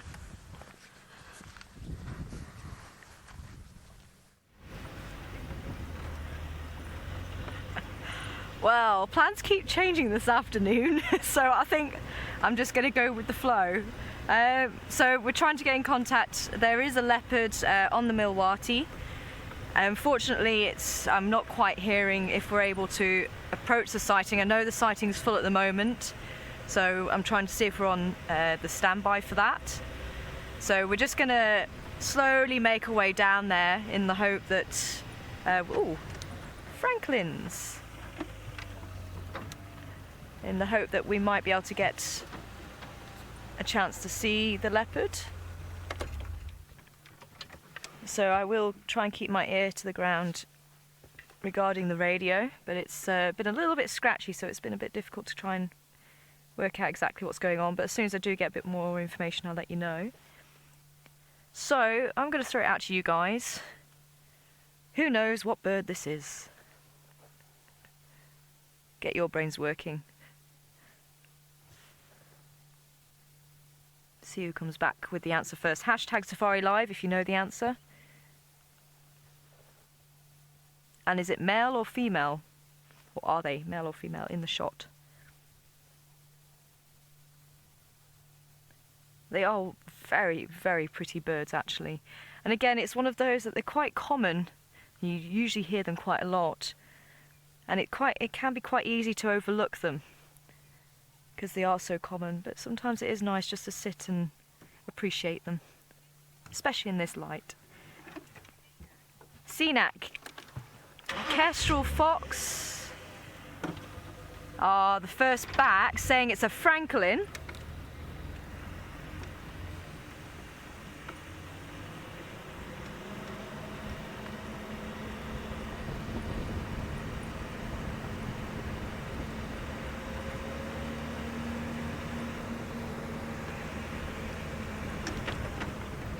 Copy that, thank you very much. So just getting an update, so it came through very clear at that point. So, right with Franklin, but what type of Franklin? And where...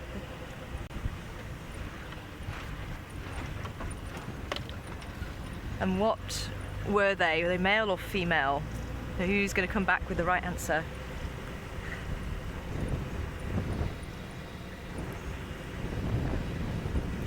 Christy with crested, well done. Christy with the crested.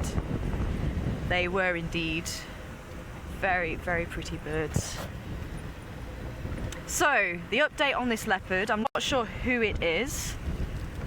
I think they've lost sight, which is what keeps happening this afternoon. But anyway, there is a vehicle. I'll see if we can get an update from the vehicle. Not the vehicle, the guide in the vehicle. I can see some of you were thinking, what? She's going to talk to the vehicle? Hello! Hi! How you doing? Hi, thank you! Oh, it's good to be back. Yeah. It's amazing. It still hasn't quite sunk in yet. So, the leopard, has it gone? He was on the edge of on Garryman, but he's moved kind of southwest, so we're hoping, Rex is sitting on the drainage line, hoping that he comes out onto the drainage line. He was heading... Oh, okay. Brilliant. So maybe you guys will be able to see him. Yeah, fingers crossed. Who was it? Hosanna. Hosanna. Okay, that's a new name for me, so... One of Karula's 2 cubs. So her last litter. Yeah. Okay, oh brilliant. Oh, that'd be really nice. Catch up with them. So, yeah. Yeah, fingers crossed. So nice to see you again. See you.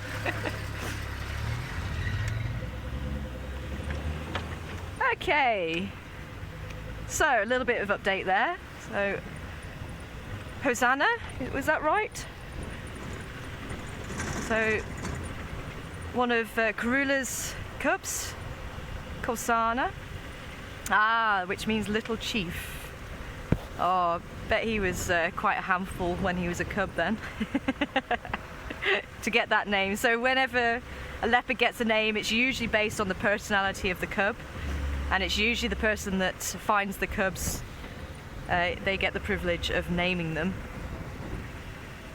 So we'll see if Rexon, some of you will know the name Rexon. He used to be presenting for Wild Earth. He was actually way before me as well, so he's one of the proper originals. See if we get any luck relocating. So she was saying that the leopard Kosana was actually moving southwest, which would be this way. Let's see if we do have any luck.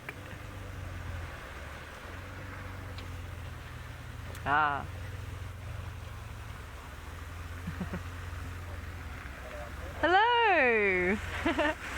How are you? Good to see you. Hello. I am just for 2 weeks. Yeah, but good to see you.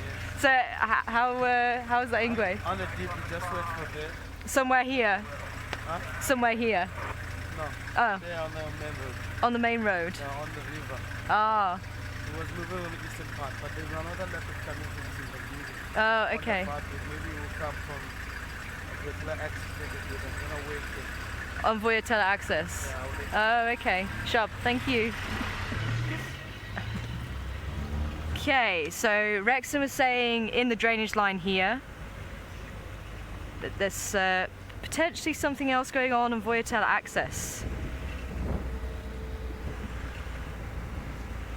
So we're going to see if there's any sign of Kosana here.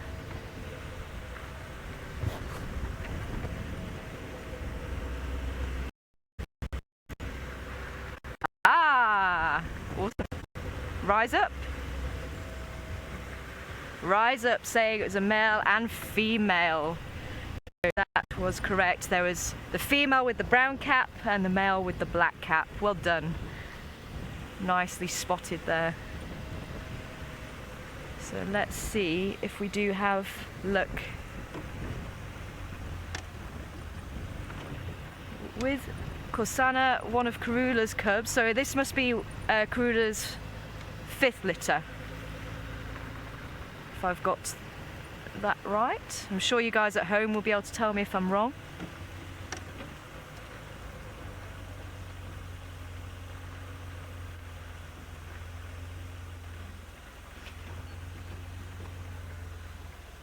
So I'm just wondering if we should try this little 2-track here.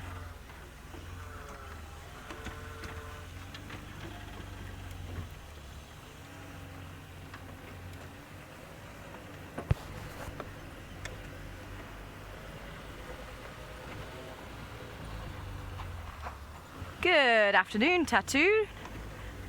Welcome on board this afternoon. Tattoo wanting to know how far a leopard can wander. Well, it depends on the area the leopard's from, how hungry the leopard is, if the leopard has cubs. So there's a lot of different variables. Oh, there's a daker, and the daker hasn't said anything.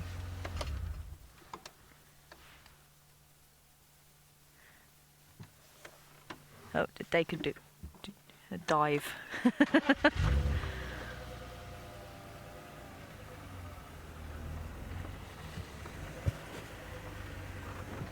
So yeah, in the Sabi Sands, the leopards tend to have much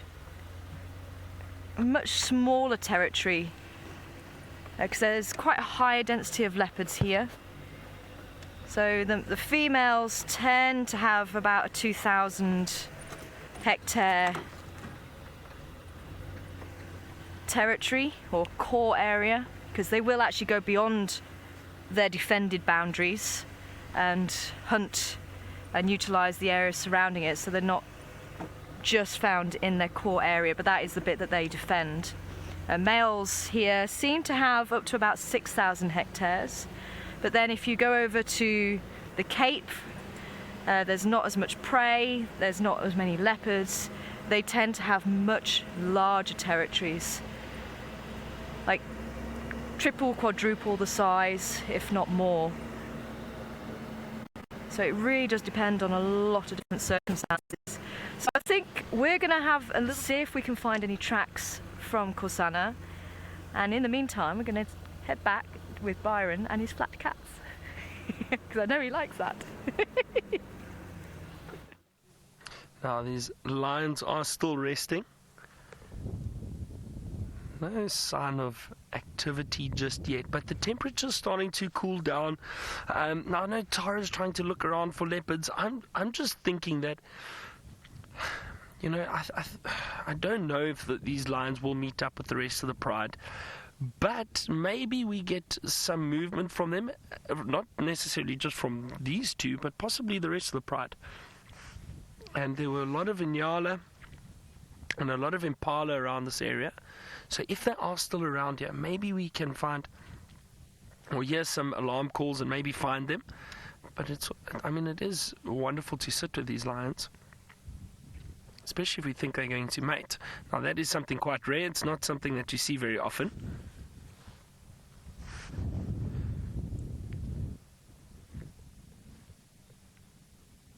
So I think I'm going to sit around here a little bit longer and just see what actually unfolds and what happens.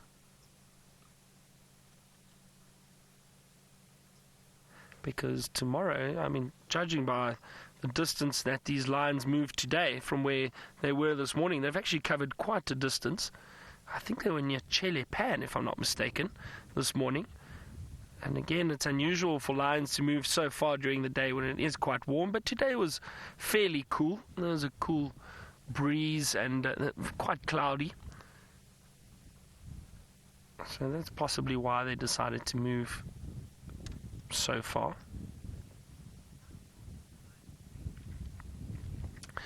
Kimberly, you asking how long lions are pregnant for. So the gestation period for lionesses is about 110 days.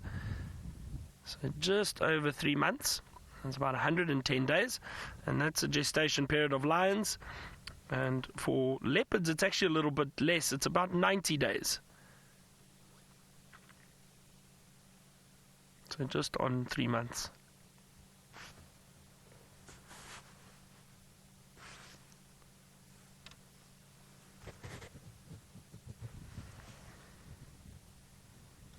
So if this, as I said, if this mating is successful, if they do mate, we haven't seen them mating yet. Now I know we were talking about the scruff of her neck.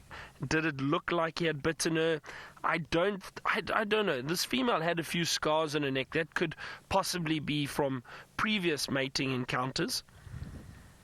But I don't know, it didn't look that fresh. Now, they don't often draw blood or anything. Occasionally there might be a nick here or there, but I don't know, it doesn't seem like it. And also, the thing with lions, when they do mate in the beginning, in the early stages, it's very frequent. It'll be every, sometimes 15, 20 minutes. During the day, it does, what's the word? Well, it does become less frequent, but then in the evenings again, the frequency will increase.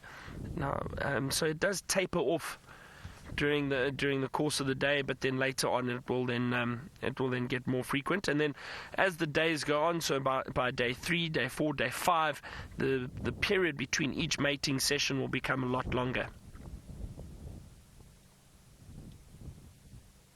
until eventually the male decides to move off. And then if they are successful, the female will then go on, join the pride, and continue moving with the pride, hunting for about, like I said, about 110 days. And then she'll split away from the pride and she will go find a spot, an adequate den that she can hide the cubs in. And she will then give birth to those cubs. Usually rocky areas are great, or very dense thickets that are well hidden, not easily accessible by by other animals, and she'll give birth. She'll keep the cubs there for anywhere between a month and a half to 2 months before she'll start bringing them out the den, moving them around a little bit, potentially changing the den site too. And then eventually, in about 2.5 to 3 months, the cubs will probably be introduced to the pride, and the pride will then, or the females will still move around, hunt, and then go back and fetch the cubs and take them to the kill. That happens from 2 months onwards. 2 to 3 months, they'll start doing that, introducing the cubs to the pride.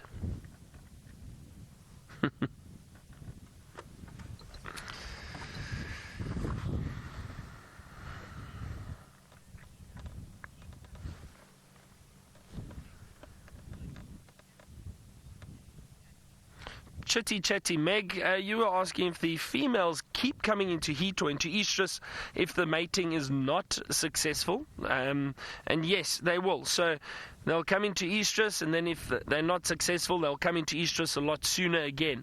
It's not a seasonal thing or once-off thing. They will keep coming into estrus or heat, as it were, just until they fall pregnant and until the mating is successful. So it can be any time of the year.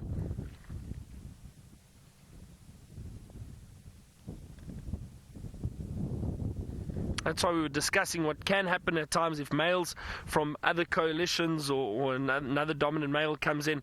If he finds cubs that are not his, young cubs, they will potentially kill them, and that will then, because the female isn't suckling and looking after cubs, she will then go into estrus a lot sooner, and that male will then be able to mate with the female.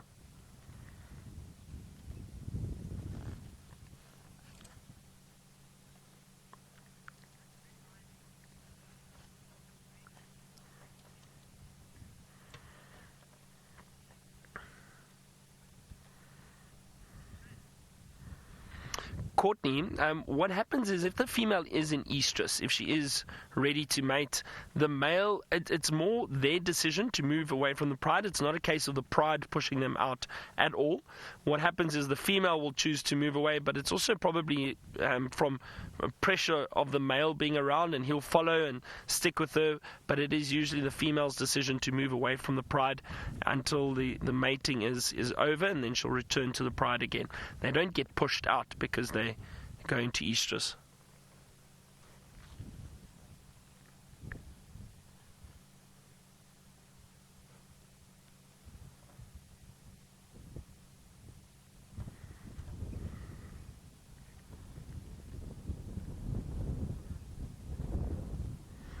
It sounds like Tara's driving around through the Muluwati, having a look for any sign of leopards. I hope she has a bit of luck this afternoon. It would be wonderful for her to find a leopard.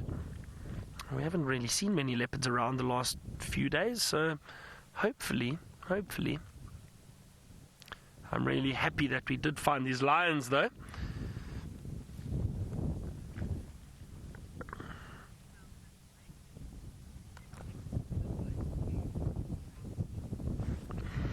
Francis, now that's an interesting question. If the female has mated, you wanted to know if she will accept another male to mate with her too.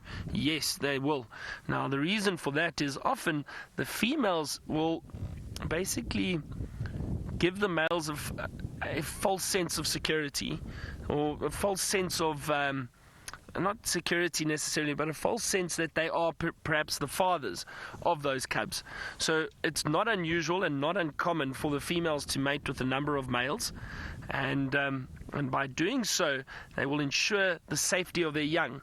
So if these males come across the female, they'll recognize her scent, and they will then obviously assume that those cubs are theirs because they know they have mated with her. So it's not unusual for a female to mate with 2 or 3 different males. Often a coalition, for example, the males will mate with the same female. But it usually occurs that the dominant one mates first. And I know Tara was touching on it too, why this male with the slightly golden mane has been mating with this female. Usually the darker maned lions are a bit more dominant, a bit more aggressive, and have a bit more testosterone. That's the theory, why they have got those darker manes. And the females then, well, it's not necessarily the females that choose. The males the dominant males will push the other males away, and they will get to mate first with the females, and then once they've finished, the other males will then be able to mate with that female. Or occasionally what happens is males may mate with different females.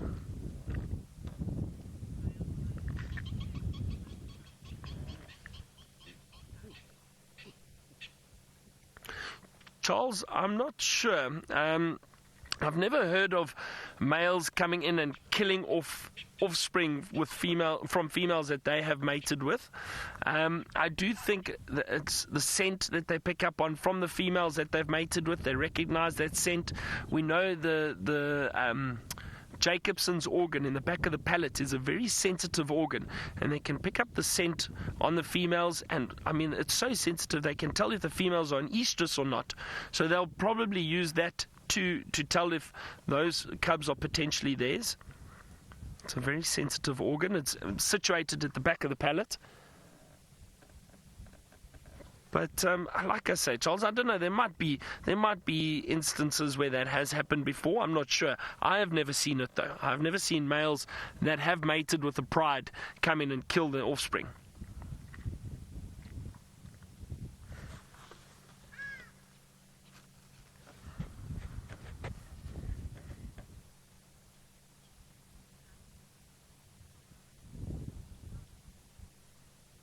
Now, it sounds like Tara's made her way out of the Mulwati. Let's go across to her and find out how her leopard search is going.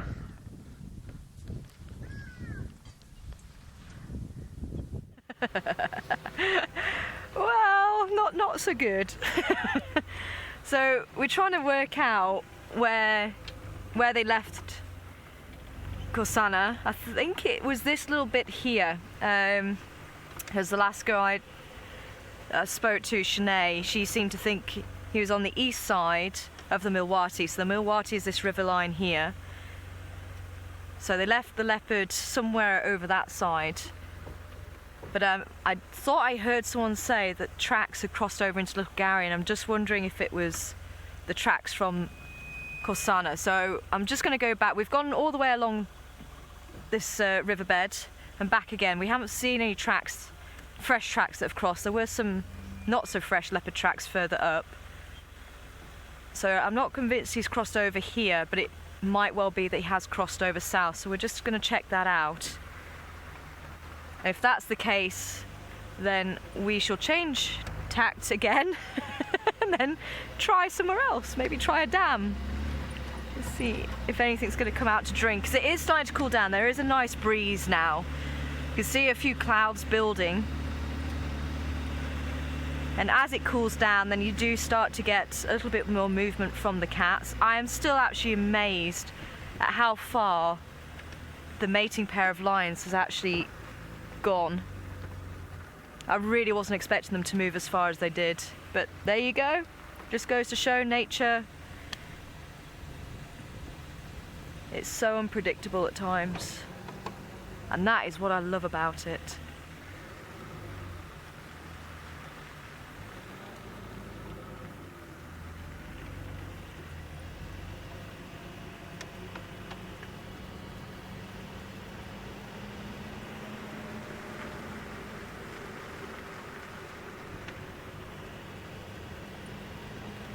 Hi MD, welcome on board this afternoon.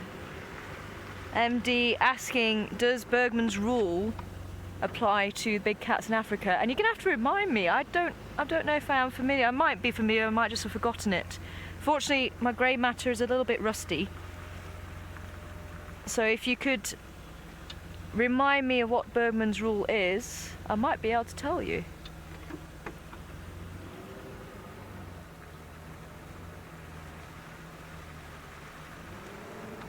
There's plenty of tracks in impala going that way.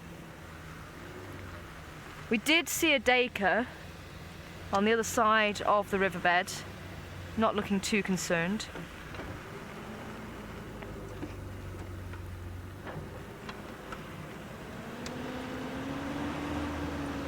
Ah, so Bergman's rule apparently is lions that live in a colder climate will be bigger. So it's all to do with the heat and the surface area. And yeah, you could actually say that is correct, as the larger animals tend to hold heat because the surface area is actually a lot smaller. So something like so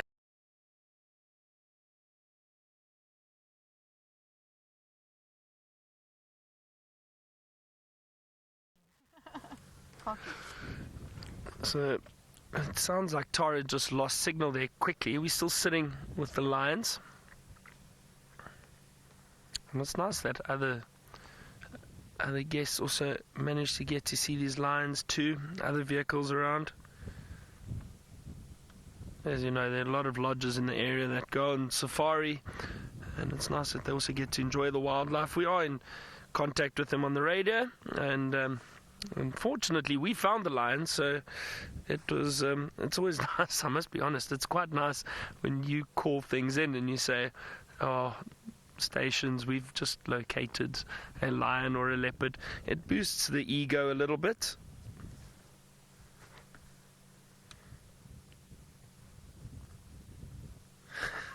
It kind of always makes me think, well, maybe as a guide we do know what we're doing sometimes.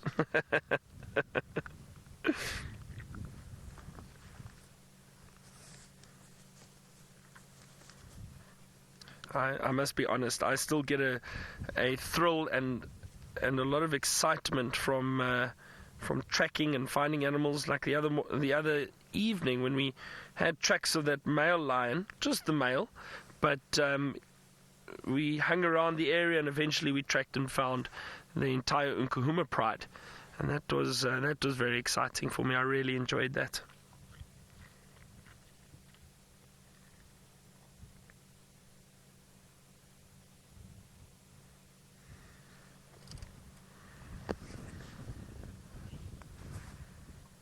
George, I'm not sure about the lionesses, if they've ever had mange. I can't remember last year. We know the Styx Pride. Oh, sorry, Chantal, I do apologize. I heard the wrong name there. You asked if any of the lionesses have names like the males do. Oh, sorry, I really, sorry, Chantal, I cannot hear you. I do apologize. Yes. So Chantal was asking. George, you asked, have any lionesses ever grown manes like the males have? And George, so interesting story. There was a lioness. I think there were actually two. But there was a lioness that got quite well known in Botswana, in the Okavango Delta, close to a concession, the Mombo concession. There was a lioness up in that area, definitely a lioness that had grown a mane. And I actually saw this lioness in 2013. I got to see her, just about a full-grown mane. It caused a lot of confusion at times with the males. The males would act aggressively towards her until they picked up on her scent. Then they could tell she was female. But she did grow a mane, and it's quite unusual. We're not too sure what. I can't remember what the exact cause was. I think it was a gene that basically a slightly stronger testosterone gene that caused her to grow a mane, but it is highly unusual, but it did happen in Botswana, and I did see a lioness with a mane, but I've never seen a lioness in South Africa or heard of a lioness in South Africa that's grown a mane.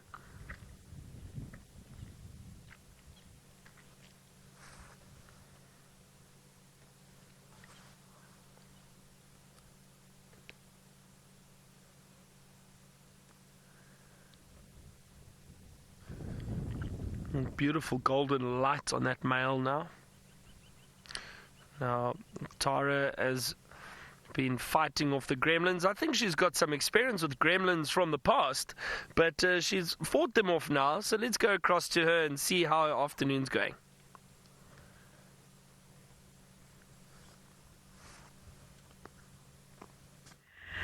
Oh, that is so true. But what's amazing is how much better the signal is nowadays. So there's still the gremlins in the odd corners, but definitely a lot better. So unfortunately, I think we're going to leave the area. I think possibly he has crossed over into Little Gowrie. I was hoping maybe I just missed the tracks and he might have been down here drinking.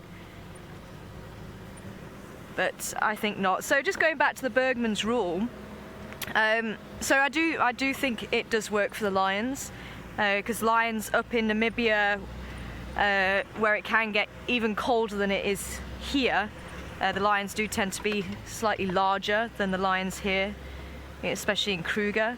And even the leopards in my study area, they were definitely a lot larger than the leopards here. So male leopards, their foot size here, you're looking at maybe 80 at a push, maybe 90 millimeters or 9 centimeters. So that sort of size. The leopards back in Leidenburg, the males about 110 millimeters. So if this was the Kruger leopards and the Sabi Sands leopards, the leopard foot size, I can't even, my fingers don't even reach, but certainly a sizable difference. And it does get very cold in those mountains. Oh, we had frost on the ground as well during the winter. So certainly seeing the size difference there. The males were definitely looking around the 80, 85, 90 kilo for some of those big males. Oh, dwarf mongoose. Whereas the males here, I think, knocking around the 60, maybe 70 kilos. So I think that rule is applied. So thanks for bringing that one up.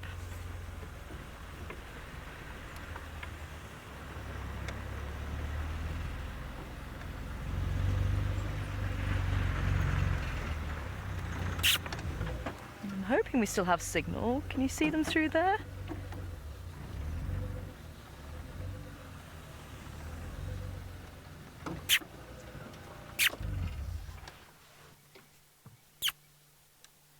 I love dwarf mongoose. They are so curious for such a small animal. So I'm hoping they'll actually be curious enough to come out. There we go.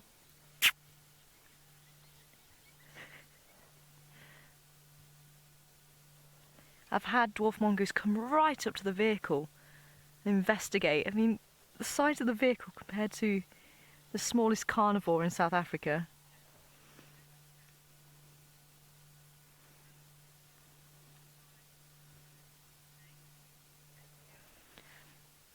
Hi Azir, welcome on board this afternoon. Asking if mongoose would die from poisonous snakes. And if they get bitten, yes they can. I don't really hear of dwarf mongoose taking on venomous snakes, but certainly the very famous meerkat, who is a member of the mongoose family. And you also get the banded mongoose taking on snakes. As I say, I've not really heard the dwarf mongoose going after cobras and things like that, but never say never. They are quite a curious little creature, and whatever they can get their teeth and claws into, they will definitely have a go at. They've actually got very long claws for such a small animal as well, and that really helps them with the digging. You can see that one digging for something, and obviously, especially this time of year, the ground is going to be extremely hard. It's almost like concrete in places. It's all compacted down and dried out. Just realised that the rest of the group's gone, I think. Yeah, I think they're slowly making their way back to a termite mound.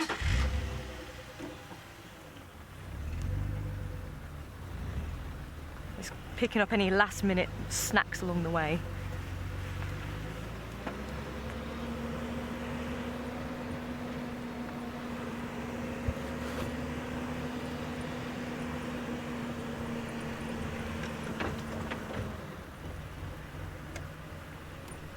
Hi JR, welcome on board this afternoon, and asking if it's difficult to get back in the mind of a tracker after so long.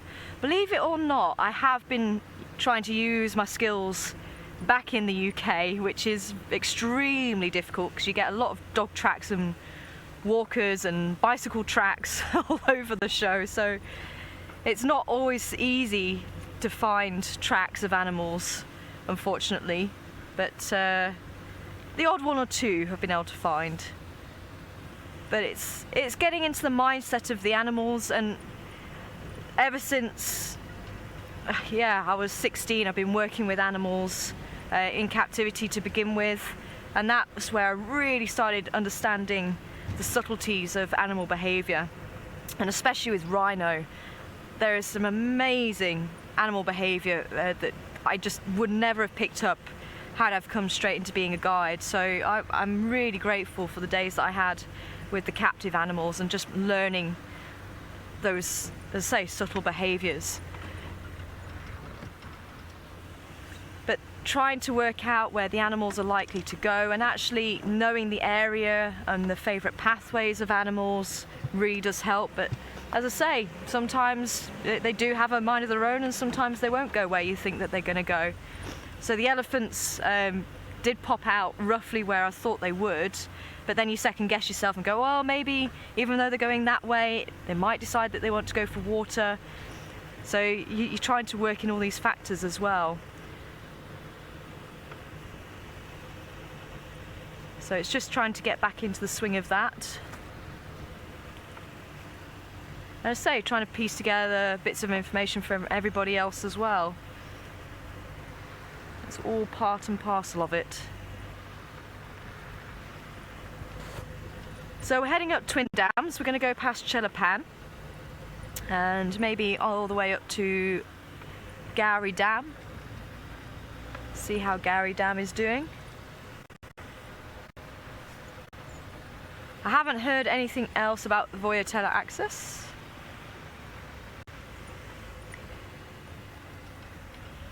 But I think those cats are still not showing any action, but it is starting to cool down, so I'm still hopeful you're going to get to see mating lions at some stage. So we're going to cross back to Byron. I'll see you again soon. All right, now things are starting to unfold here, everybody. I'm not sure what's going to happen, but we'll see if we can get a view. Because look what has decided to move into this area. Sorry, a bit of an awkward angle for Senzo, but there are some wildebeest. Well done, Senzo, thank you. I didn't want to move. I'm not sure if they've spotted these lions yet. I don't think so. But also don't know if they can smell them. But you see, they're very cautious. Now, there might be a chance that they smell them, but the lions haven't noticed these wildebeest yet. Okay, now we're just going to sit here quietly.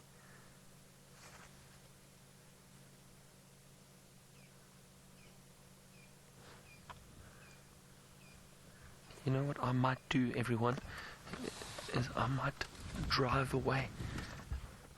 I'll tell you why. It's because I don't want the wildebeest to move in a different direction because we are parked here. So let me move away quickly.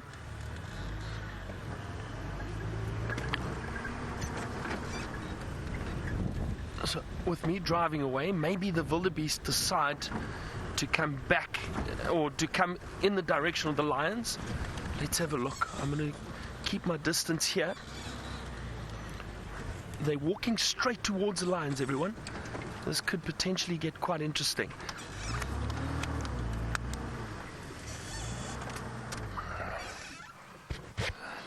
Let's see what happens.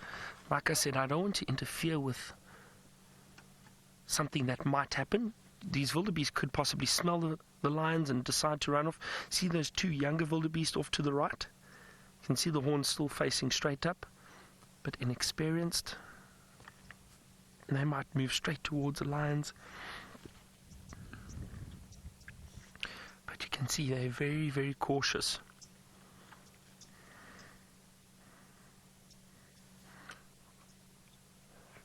Look at that.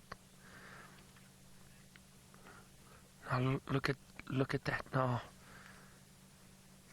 This lioness is up. I don't think she's noticed the wildebeest yet. She may have heard something. Now their sense of hearing is very, very good, especially while they are resting like that. We think they are asleep, but I guarantee you they are completely aware and alert of what's going on around them. Wow, how's that? Those wildebeest spotted that male immediately. You see just that movement behind the bush. Even though they're behind the bush, they obviously saw or picked up on something. They picked up on the movement of that lion behind that bush. That's unfortunate. Well, let's keep watching this lioness, see what she does. There we go. Starting to hear alarm calls now from the wildebeest.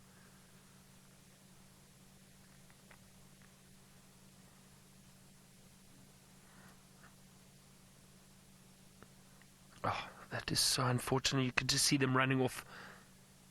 That was exciting though.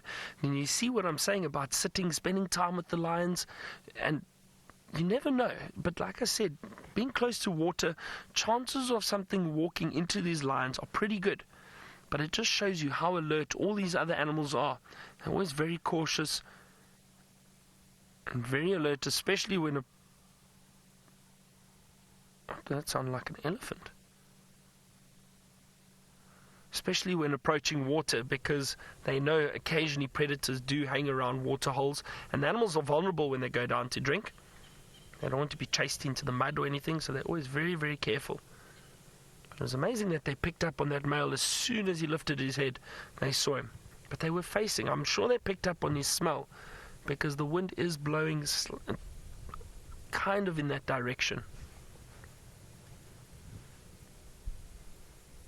You can see the bit of a breeze. You can see the leaves moving in the wind there now. Sure, I thought we were in for some action there. It could have gone either way. It could have gone either way.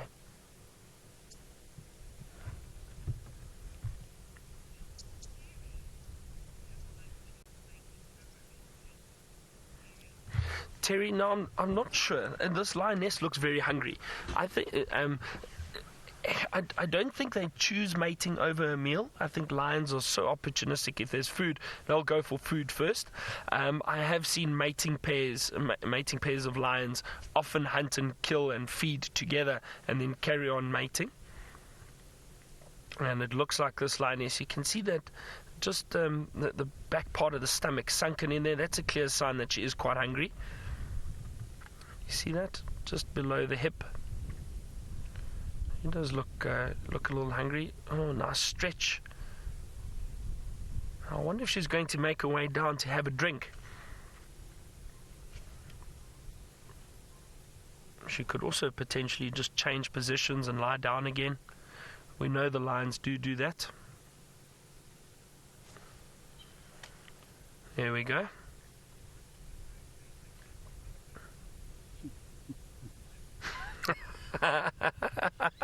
Robert, like that. You say if your food ran away like that, you'd be in much better shape.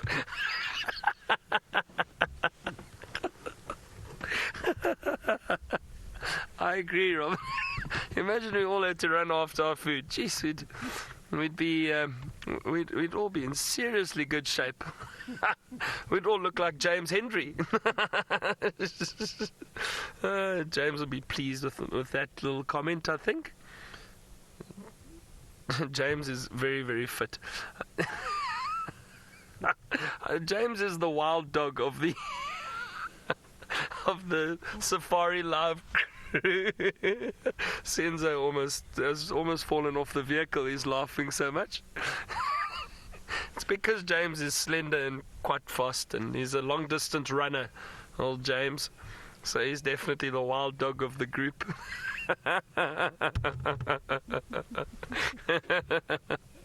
All right, well, let's move back to Tara. She's doing some birding now, it sounds like, and she's found a raptor. Let's go see what it is.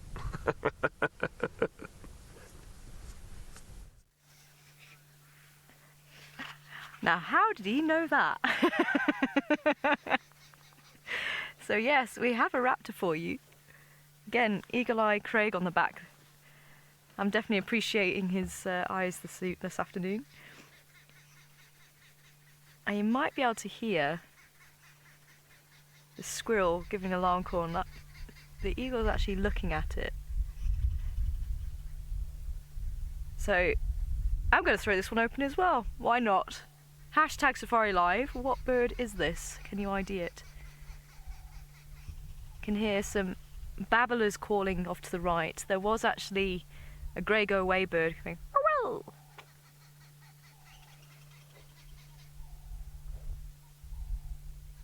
The squirrel is not happy because obviously this bird is very close. Oh, it might be taking off shortly. And when they toilet, that's usually a sign that they're going to take off.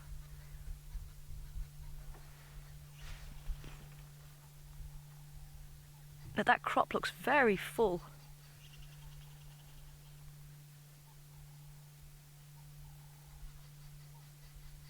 It looks a bit awkward actually with that crop. So they actually toilet just to lose a bit of weight before they fly, but maybe he's decided against it. Now, quite often you'll see this particular bird in a pair, and they will work together to hunt. So I do wonder where the other bird is. I can't see the squirrel though, I can only hear it.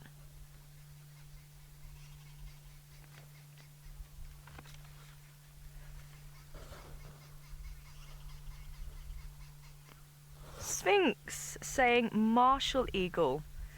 And you'd be right in thinking along those lines, but unfortunately you don't get the size scale. It's not big enough to be the martial, and also they tend to have a lot more black around the chest. But nice try.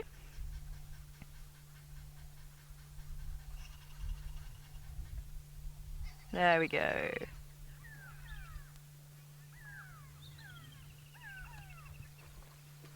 Perfect, spot on, riser. It is an African hawk eagle. And yeah, timed that well, didn't we? Just as it flew off. I thought I heard a bark. Did you hear a bark? No? I thought I heard a bark over there, but maybe not. Just trying to listen out again. So we had the kudu down there earlier, and kudu give this real sort of almost from the stomach bark. It's like a dog. It's like "Bah!" if it's alarming. And I thought that's what I heard, and the kudu were down there. But it could just be one of those. It might have been my imagination, possibly. But maybe it is worth us doing another lap around Treehouse Dam just in case something pops out there.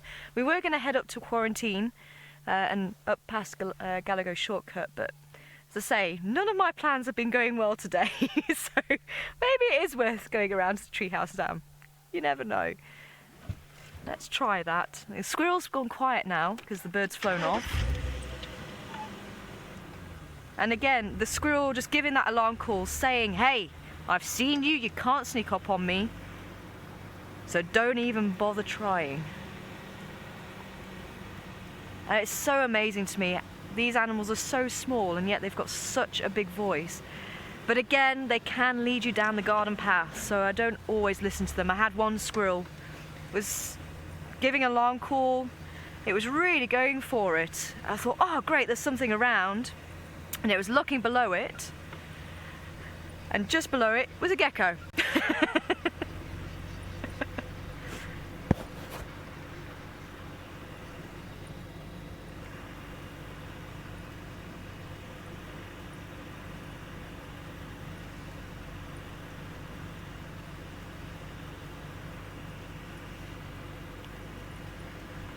Olivia. Oh, welcome back. And I do remember talking to you last time about zebra.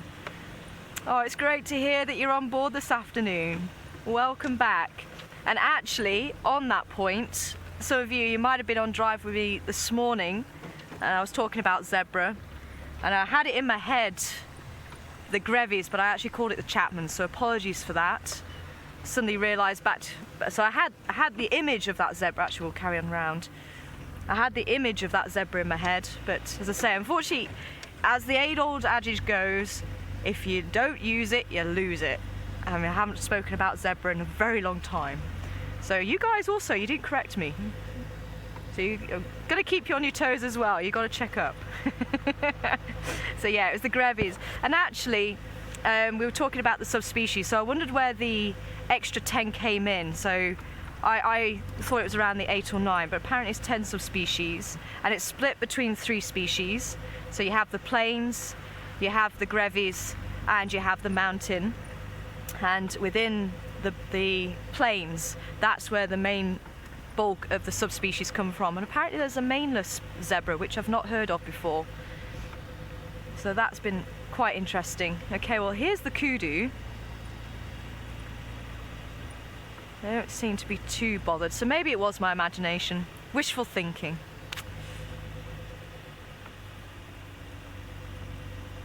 But great to hear it from you, Olivia.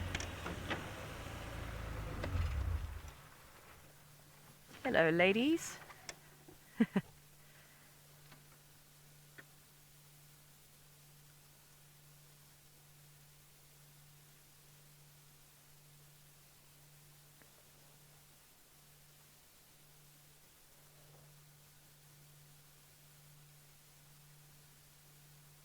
Very graceful.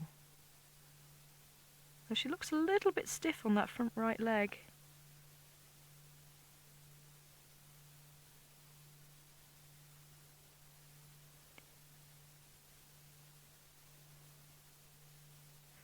And they've got quite long necks really for the size of the body. So you can see there's a lump at the back, and that's a nuchal lump.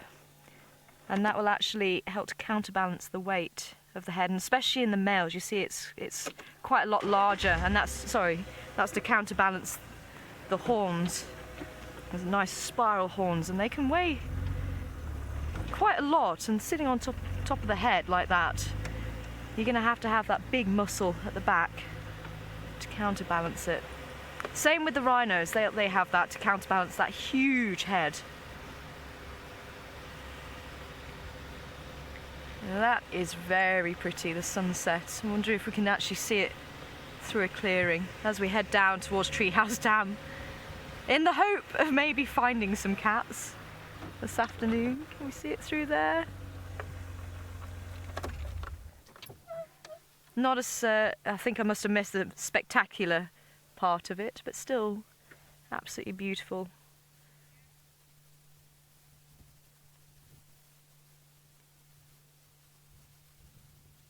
Every cloud has a silver lining.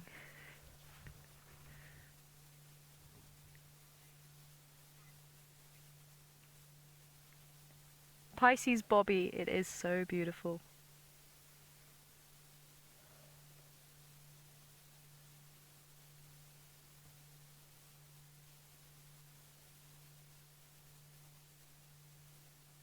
And it is pretty quiet. I'm hoping the lions might start calling for us. That's also magical, to feel it through your body. Oh, absolutely amazing.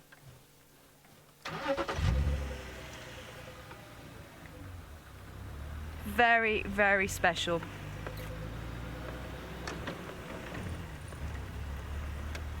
So, speaking of calling, you never know, we might be lucky. I'm going to keep my fingers crossed. Byron, see if you can work some magic on those lions.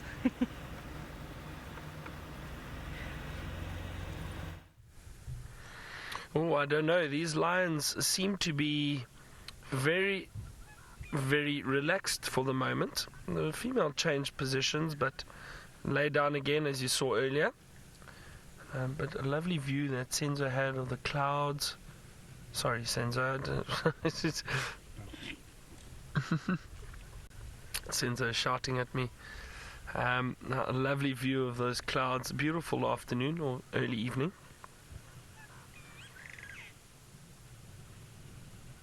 Starling up at the top of the tree. Look at that beautiful pink in the clouds.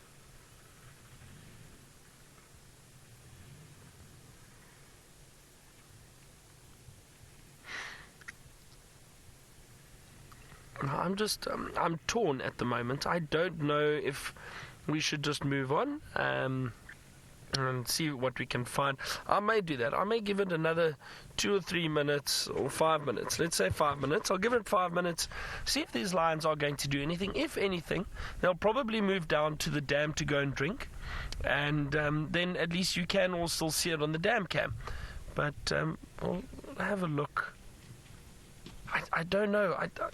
I must be honest, these situations are quite tough because I never know if it's worth moving and leaving the lions, because we've been patient and usually our patience pays off. I know Tara's driving around though, so maybe we sit here for a while. I'm basically thinking out loud now, everyone, so I do apologize. There's a nice yawn. Oof, bit of saliva there.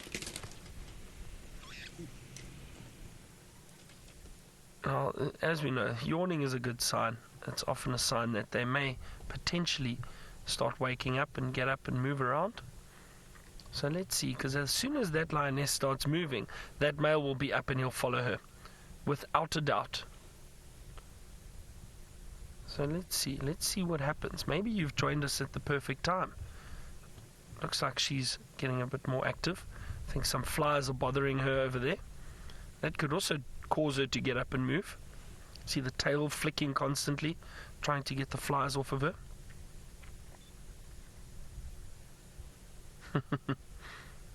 That's a beautiful lioness.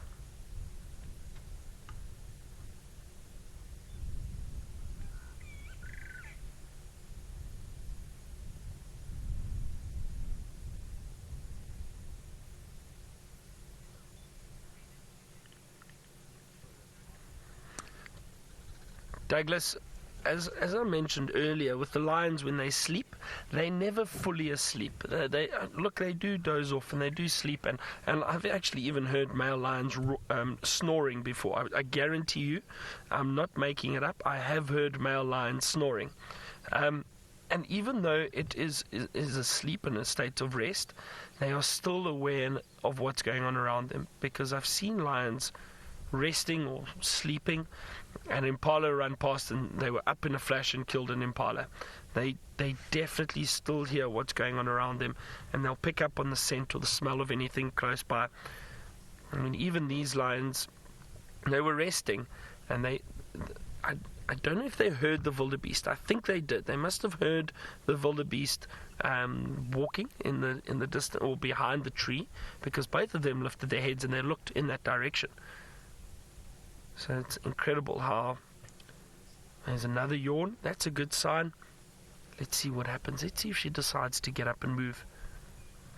Who knows? Maybe this is what we've been waiting for her to get up, start moving, and the male follow and perhaps try and mate with her. This could get interesting, so I think I'm going to sit around for a while longer. Let's see. I hope I'm right. There we go. Now let's see. Okay, there she goes. She might give a little stretch there. I'll watch the male. He's probably going to get up shortly.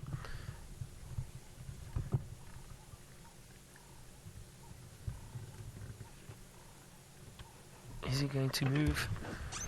No, let's just see. Is this lioness going to go all the way down to the dam, or is she going to stop somewhere and lie down again? I'm not going to wait to find out. I'm going to drive down there and just see. That male, I'm sure, is going to get up soon. And I think there's a little gap down here, if I remember correctly. Let's see.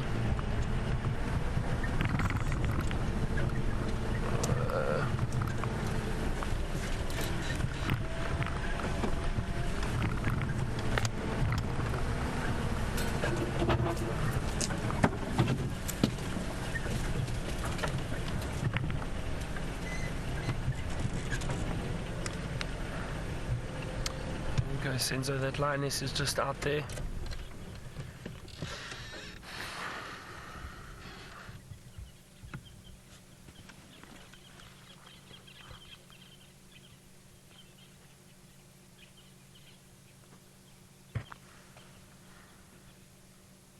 I'm not sure if that male did get up. I don't think so just yet. Let's see what this lioness does. Will she go down and drink?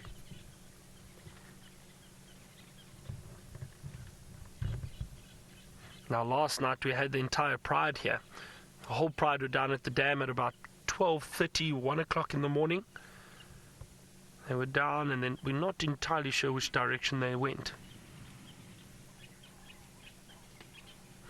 The male is on his way.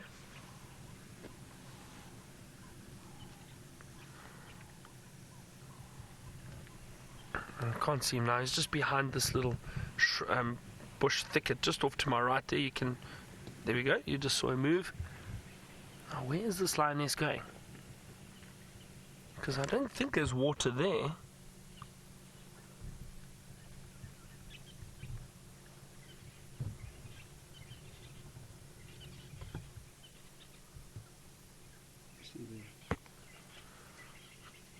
There's two male inala. Look at that, well spotted, Senzo. Two male inala in the distance displaying. But I don't know where this lioness is going.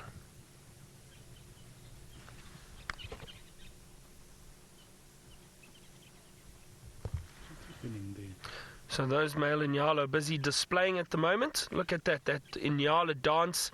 They're moving around, circling one another. We've seen that a number of times before. And the winner will then, it's basically just a dominance display. Try to show that they're bigger and stronger than the other one, or I suppose just rather bigger. And then the loser will then move off. Occasionally they do fight though. I have seen them display like that and then fight. That lioness has just seen them. We've got a perfect spot to view them from across here. Now, this lioness is just in front of Taylor camp. I wonder where she's going though. But look how, and the other thing is that these inala might be so focused on one another, they might not realize the lioness is potentially showing interest in hunting them. Let's see, this could go, this is wonderful. I see the male has hung back. He's not disturbing her, so he's still lying down in the long grass in front of us. Let's stay with the female for now. But you can see she's definitely stalking. Those male inala are still displaying. Oh, this could get very interesting, everyone. She's stalking. She's not far from them. Luckily, we've got a perfect spot here. We can see across a clearing. And she must be about 60 or 70 meters away from them. Maybe more. Maybe 80 meters away. It's not too far, but she will still have to get much, much closer. Wow, this is amazing. Very exciting. I really hope she's lucky. I think she's been spotted by one inala already.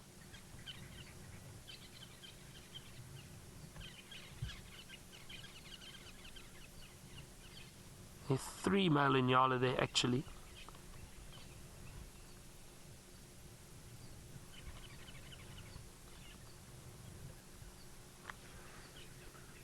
And some impala. So there's actually a lot in that clearing across, but I can't see where that lioness is now. Oh, there she is. Wow, she's very, very close. Everyone, this could get interesting.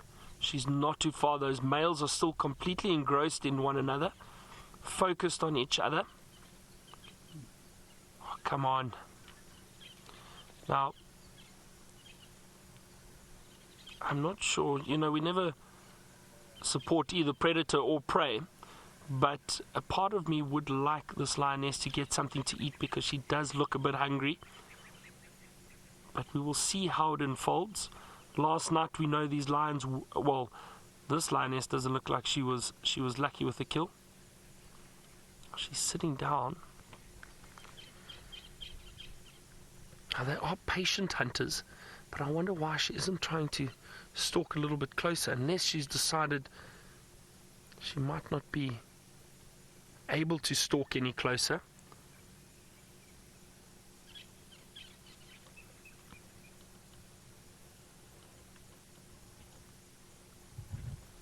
See, the thing is, she's still got quite a distance to go. Now, big open space. The other thing is, if you notice, the corner of the camp fence is basically directly in her line of sight now. So I wonder if she thinks she's unable to get around there. No, there she goes again, there she goes again.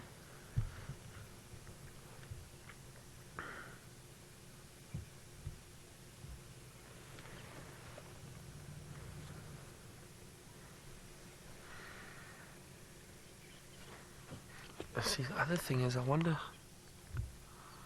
you see that lioness, she's a little bit nervous. I'll tell you why. The staff members just outside of Uyatela, and that's why she keeps turning and looking back. But let's see.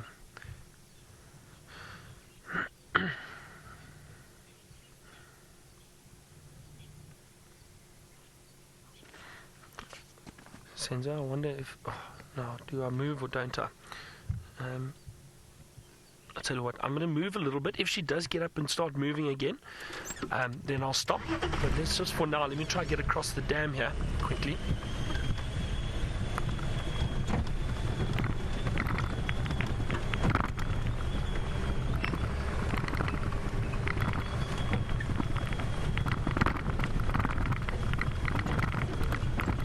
Still sitting behind us. Sorry, a bit bumpy here. Okay, just going to get up and out here quickly.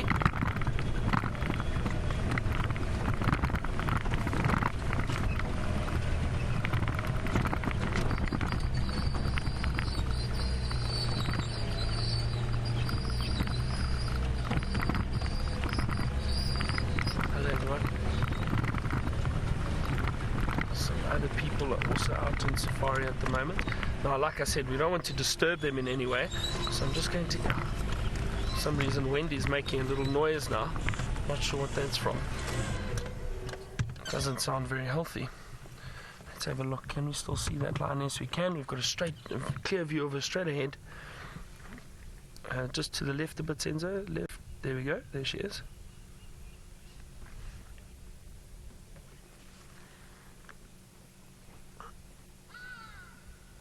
Now those inala are still around there. Same spot, they haven't moved yet.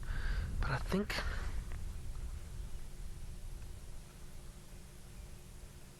Trying to see what else is disturbing this lioness. She seems okay, she's still focused on the inala.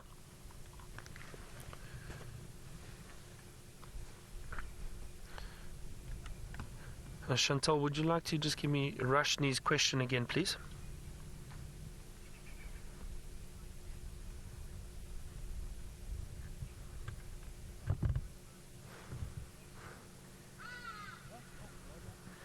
Rashni, so within the coalition, you were speaking about the dominance now of the coalition. The dynamic generally, from what I've seen, it remains right through until those lions eventually die of either natural causes or being pushed out by other lions. But once it's been established, the one will remain dominant right through until they get challenged and pushed out or killed. Excuse me, but... So Rashni, yeah, that's generally dynamic within coalitions, within the hierarchy. There's one that has been established, and he will be more dominant than the others. And then unless he's challenged or killed, that hierarchy will remain.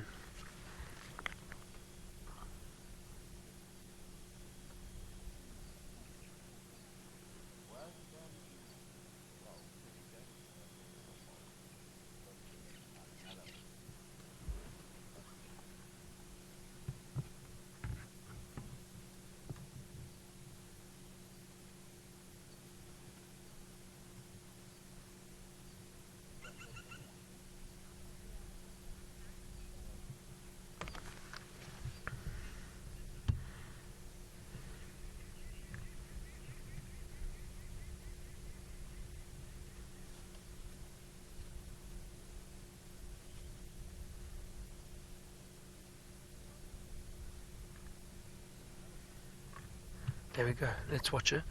Look at her stalking, head down. Now also it's getting a bit darker. And those inala were moving away from her through the thicket. So all that means is it might be a bit easier. Now there's impala and inala there. Oh, look at her, so focused.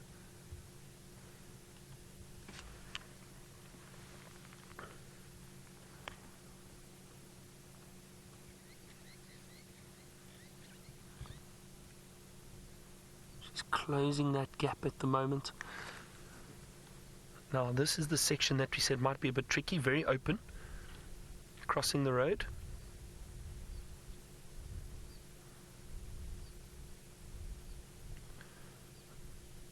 Look at that. Oh, she's very close now, everyone. Very close.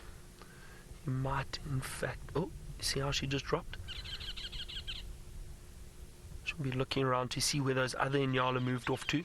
There's still one inala straight ahead of her. You might see, there it is. There we go. And the impala, but the impala I think have just spotted her. If you just look to the left, look at that. See, that female could potentially give her position away.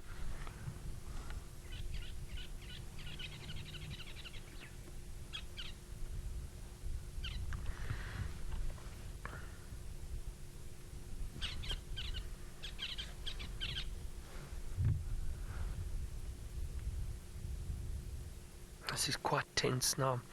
It just shows you at times, especially in these areas, if you do want to see lions stalking or potentially hunting, it takes a lot of patience. And I'm so glad we decided to stay with these lions. It can take a lot of time, and there's nothing to say that she is going to be successful now with this hunt. But we never know. If those inala still move around there, she may be able to stalk. And the reason why I keep saying the inala is because the impala do seem, or that one female has definitely picked up on her. But with those inala still moving around, and there was at least 3 that I saw, and she looks even closer to the inala than she is to the impala. So if she manages to launch herself out, especially with those inala moving towards that thicker area, it might be a bit easier for her to hunt in there, or to stalk even closer. But she's done amazingly well to get that far already.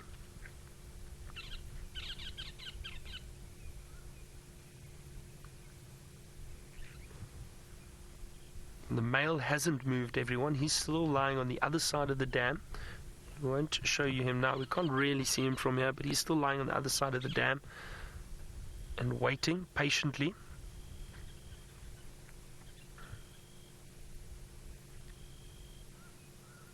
Who was it? I think it was Beck saying romantic night out or date night, potential moonlit dinner. Maybe Beck, maybe, who knows. She spotted something else now.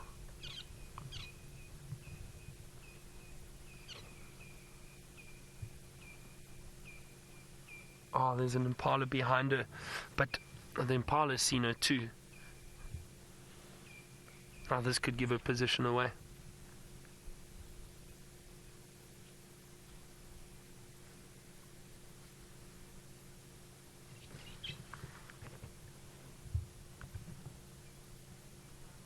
No, that impala's already running off. No chance of hunting that impala. She should have stuck with the inala, I think. Maybe she decides to turn around and still... No. She's going the wrong way.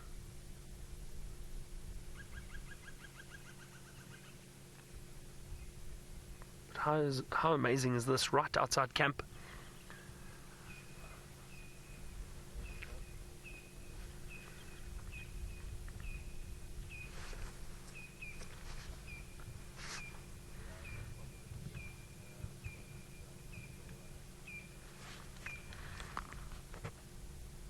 All those impala are running off now. They've spotted her. I'm surprised they didn't alarm call though. Very surprised they didn't alarm call.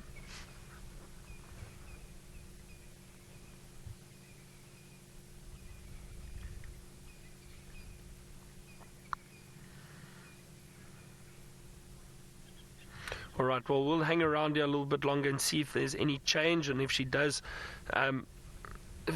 focus on something else. But while we do that, let's head across to Tara, who sounds like she's found some elephant.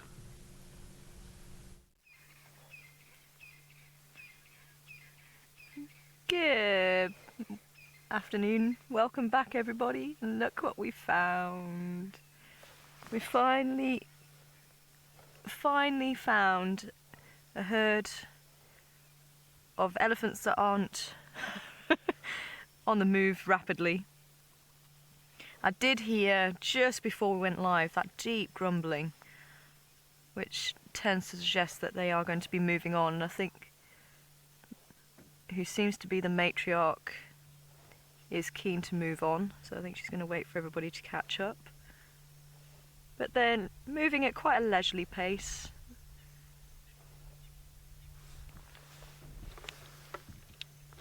Quite a small family group.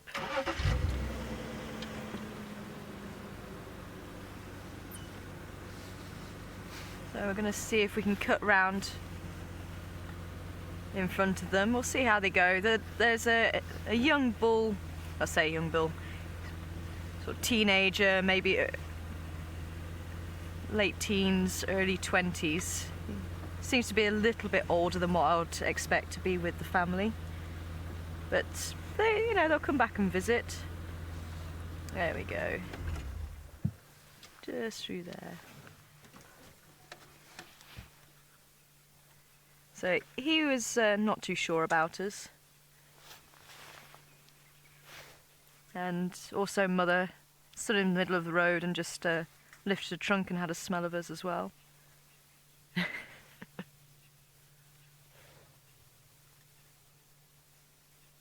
don't know if you picked that up, but there was the deep grumble again. And that's the mother of the baby that's calling.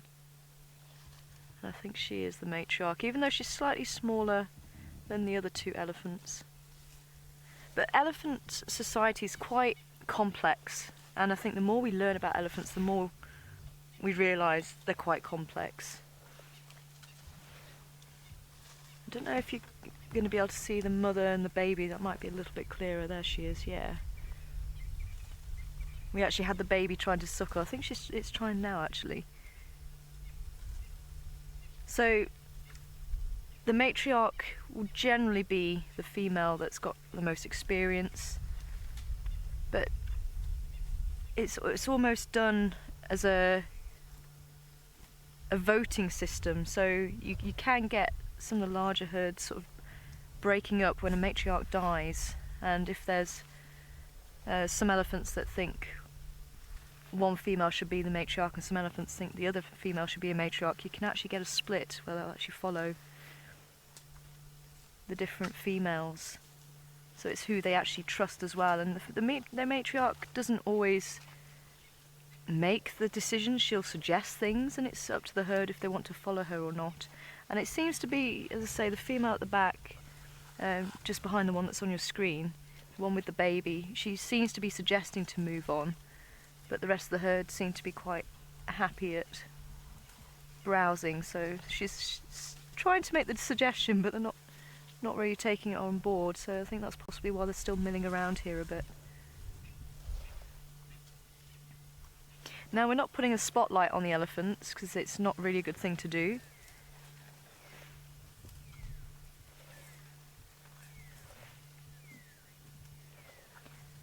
And welcome to Kiana, a new viewer. Good afternoon. Well, she should say good evening now, shouldn't I? But welcome on board. I hope you're enjoying your first safari. Seeing the largest land mammal in the world, the African elephant. And it's just so peaceful. Chilling out with them. You'd like to know if this is actually a reserve or if these animals wild. Well, it is actually a reserve, but these animals are wild as well, because this reserve is part of the Great Kruger National Park, and the whole area is about 2 million hectares, which is about the size of Israel or Wales. So it's like a small country So these animals are free to roam. There's no fences here on the private section of the Greater Kruger National Park. It's known as the Sabi Sands. So all the fences were dropped around the 1960s, so the animals could actually move freely. And like I was saying earlier about the genes, it's very important that animals aren't isolated in small areas, because it really does need, they really do need to have a lot of variety in their genes, so it helps them as a species to stay strong and combat diseases and things like that. So the decision was made to drop the fences to allow the movement between the different populations. And obviously elephants need a large area, so if you coop them up into small reserves, they'll very soon destroy all the vegetation.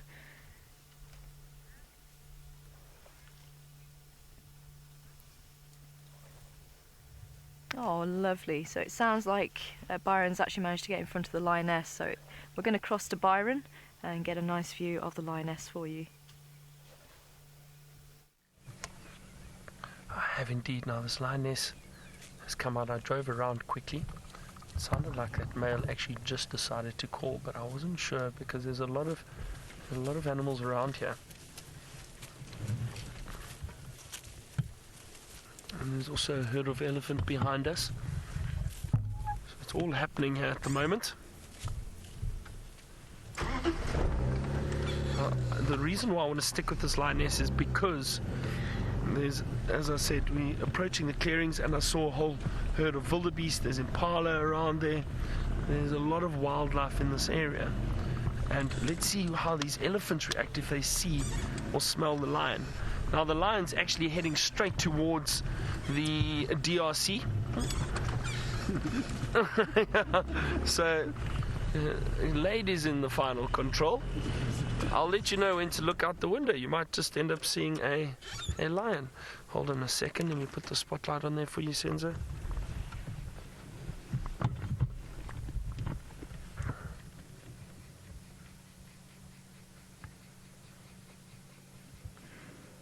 There we go. Listen, she's contact calling.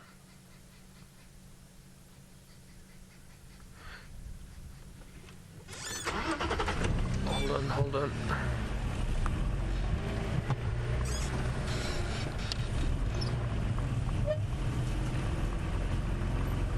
Alright, I'm just going to move past these ellies. They're a little bit upset with us, so I do apologize, everyone. Elephant are not happy. Now I wonder.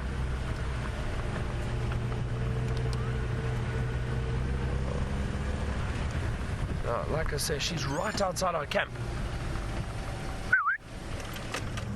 They managed to close the gate already. The staff already heard.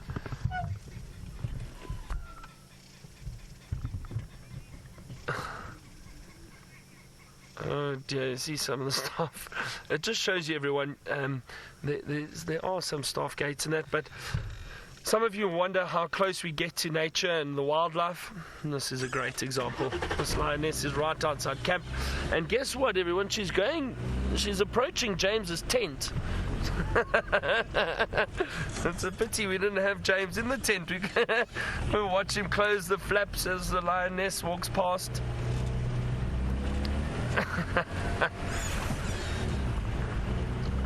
Where is she? She's still walking through here. Oh dear, oh, it's all happening. Spotlight, lion, radio. Hold on a second. Go ahead, Henry, go ahead.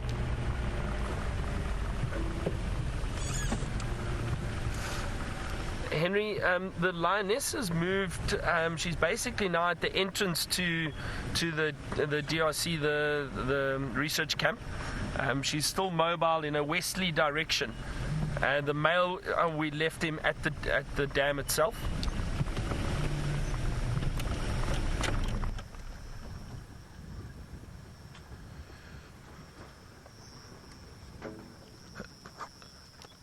Henry, at this stage there are two. I think there were a few others showing interest. Maybe just get hold of Ralph. I think he was listening to the radio while I was live. So listen, everyone, this lioness is now calling a little bit. Listen to this.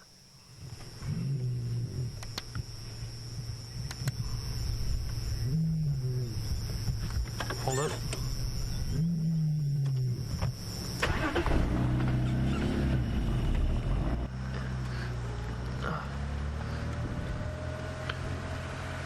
And she is exactly going in front of the...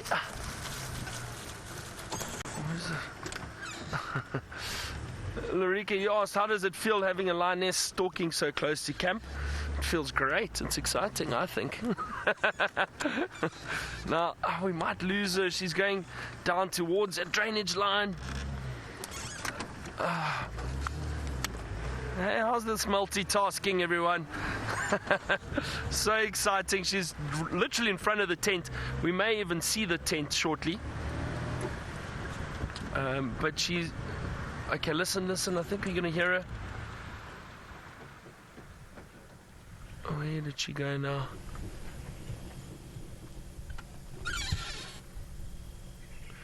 As I said, now this section over here is quite thick, and she's approaching the drainage line.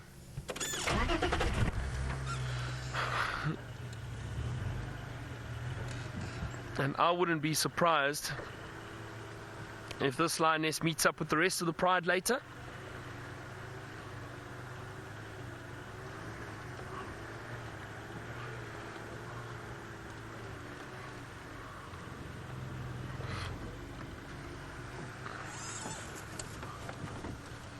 Just trying to see if we do get another view of her. I'm going to wait here. Other vehicles on the other side. Oh, there she is. I got it. There she is. There we go.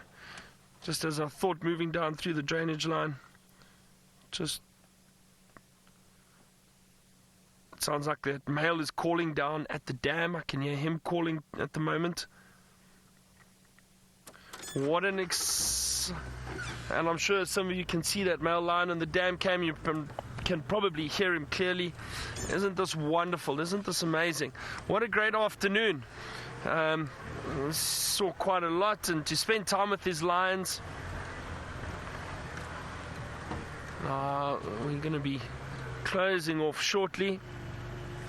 Where is she?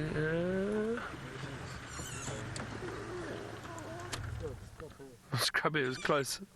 Scrubby just ran out in front of her. Now, everyone, I really hope you've enjoyed the drive with us. Just hold on a second. Ralph, if you copy, she's just come out onto Voyatella access. There we go. Contact calling again. Listen to this.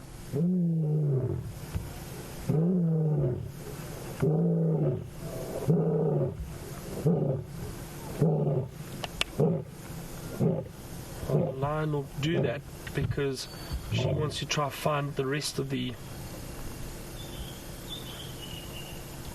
Sure, that vehicle's got its lights flashing. Anyway, what an amazing drive. Thank you to Tara and of course Craig and Senzo on camera with me, and thank you to the ladies in the final control. I really hope you've all enjoyed this with us.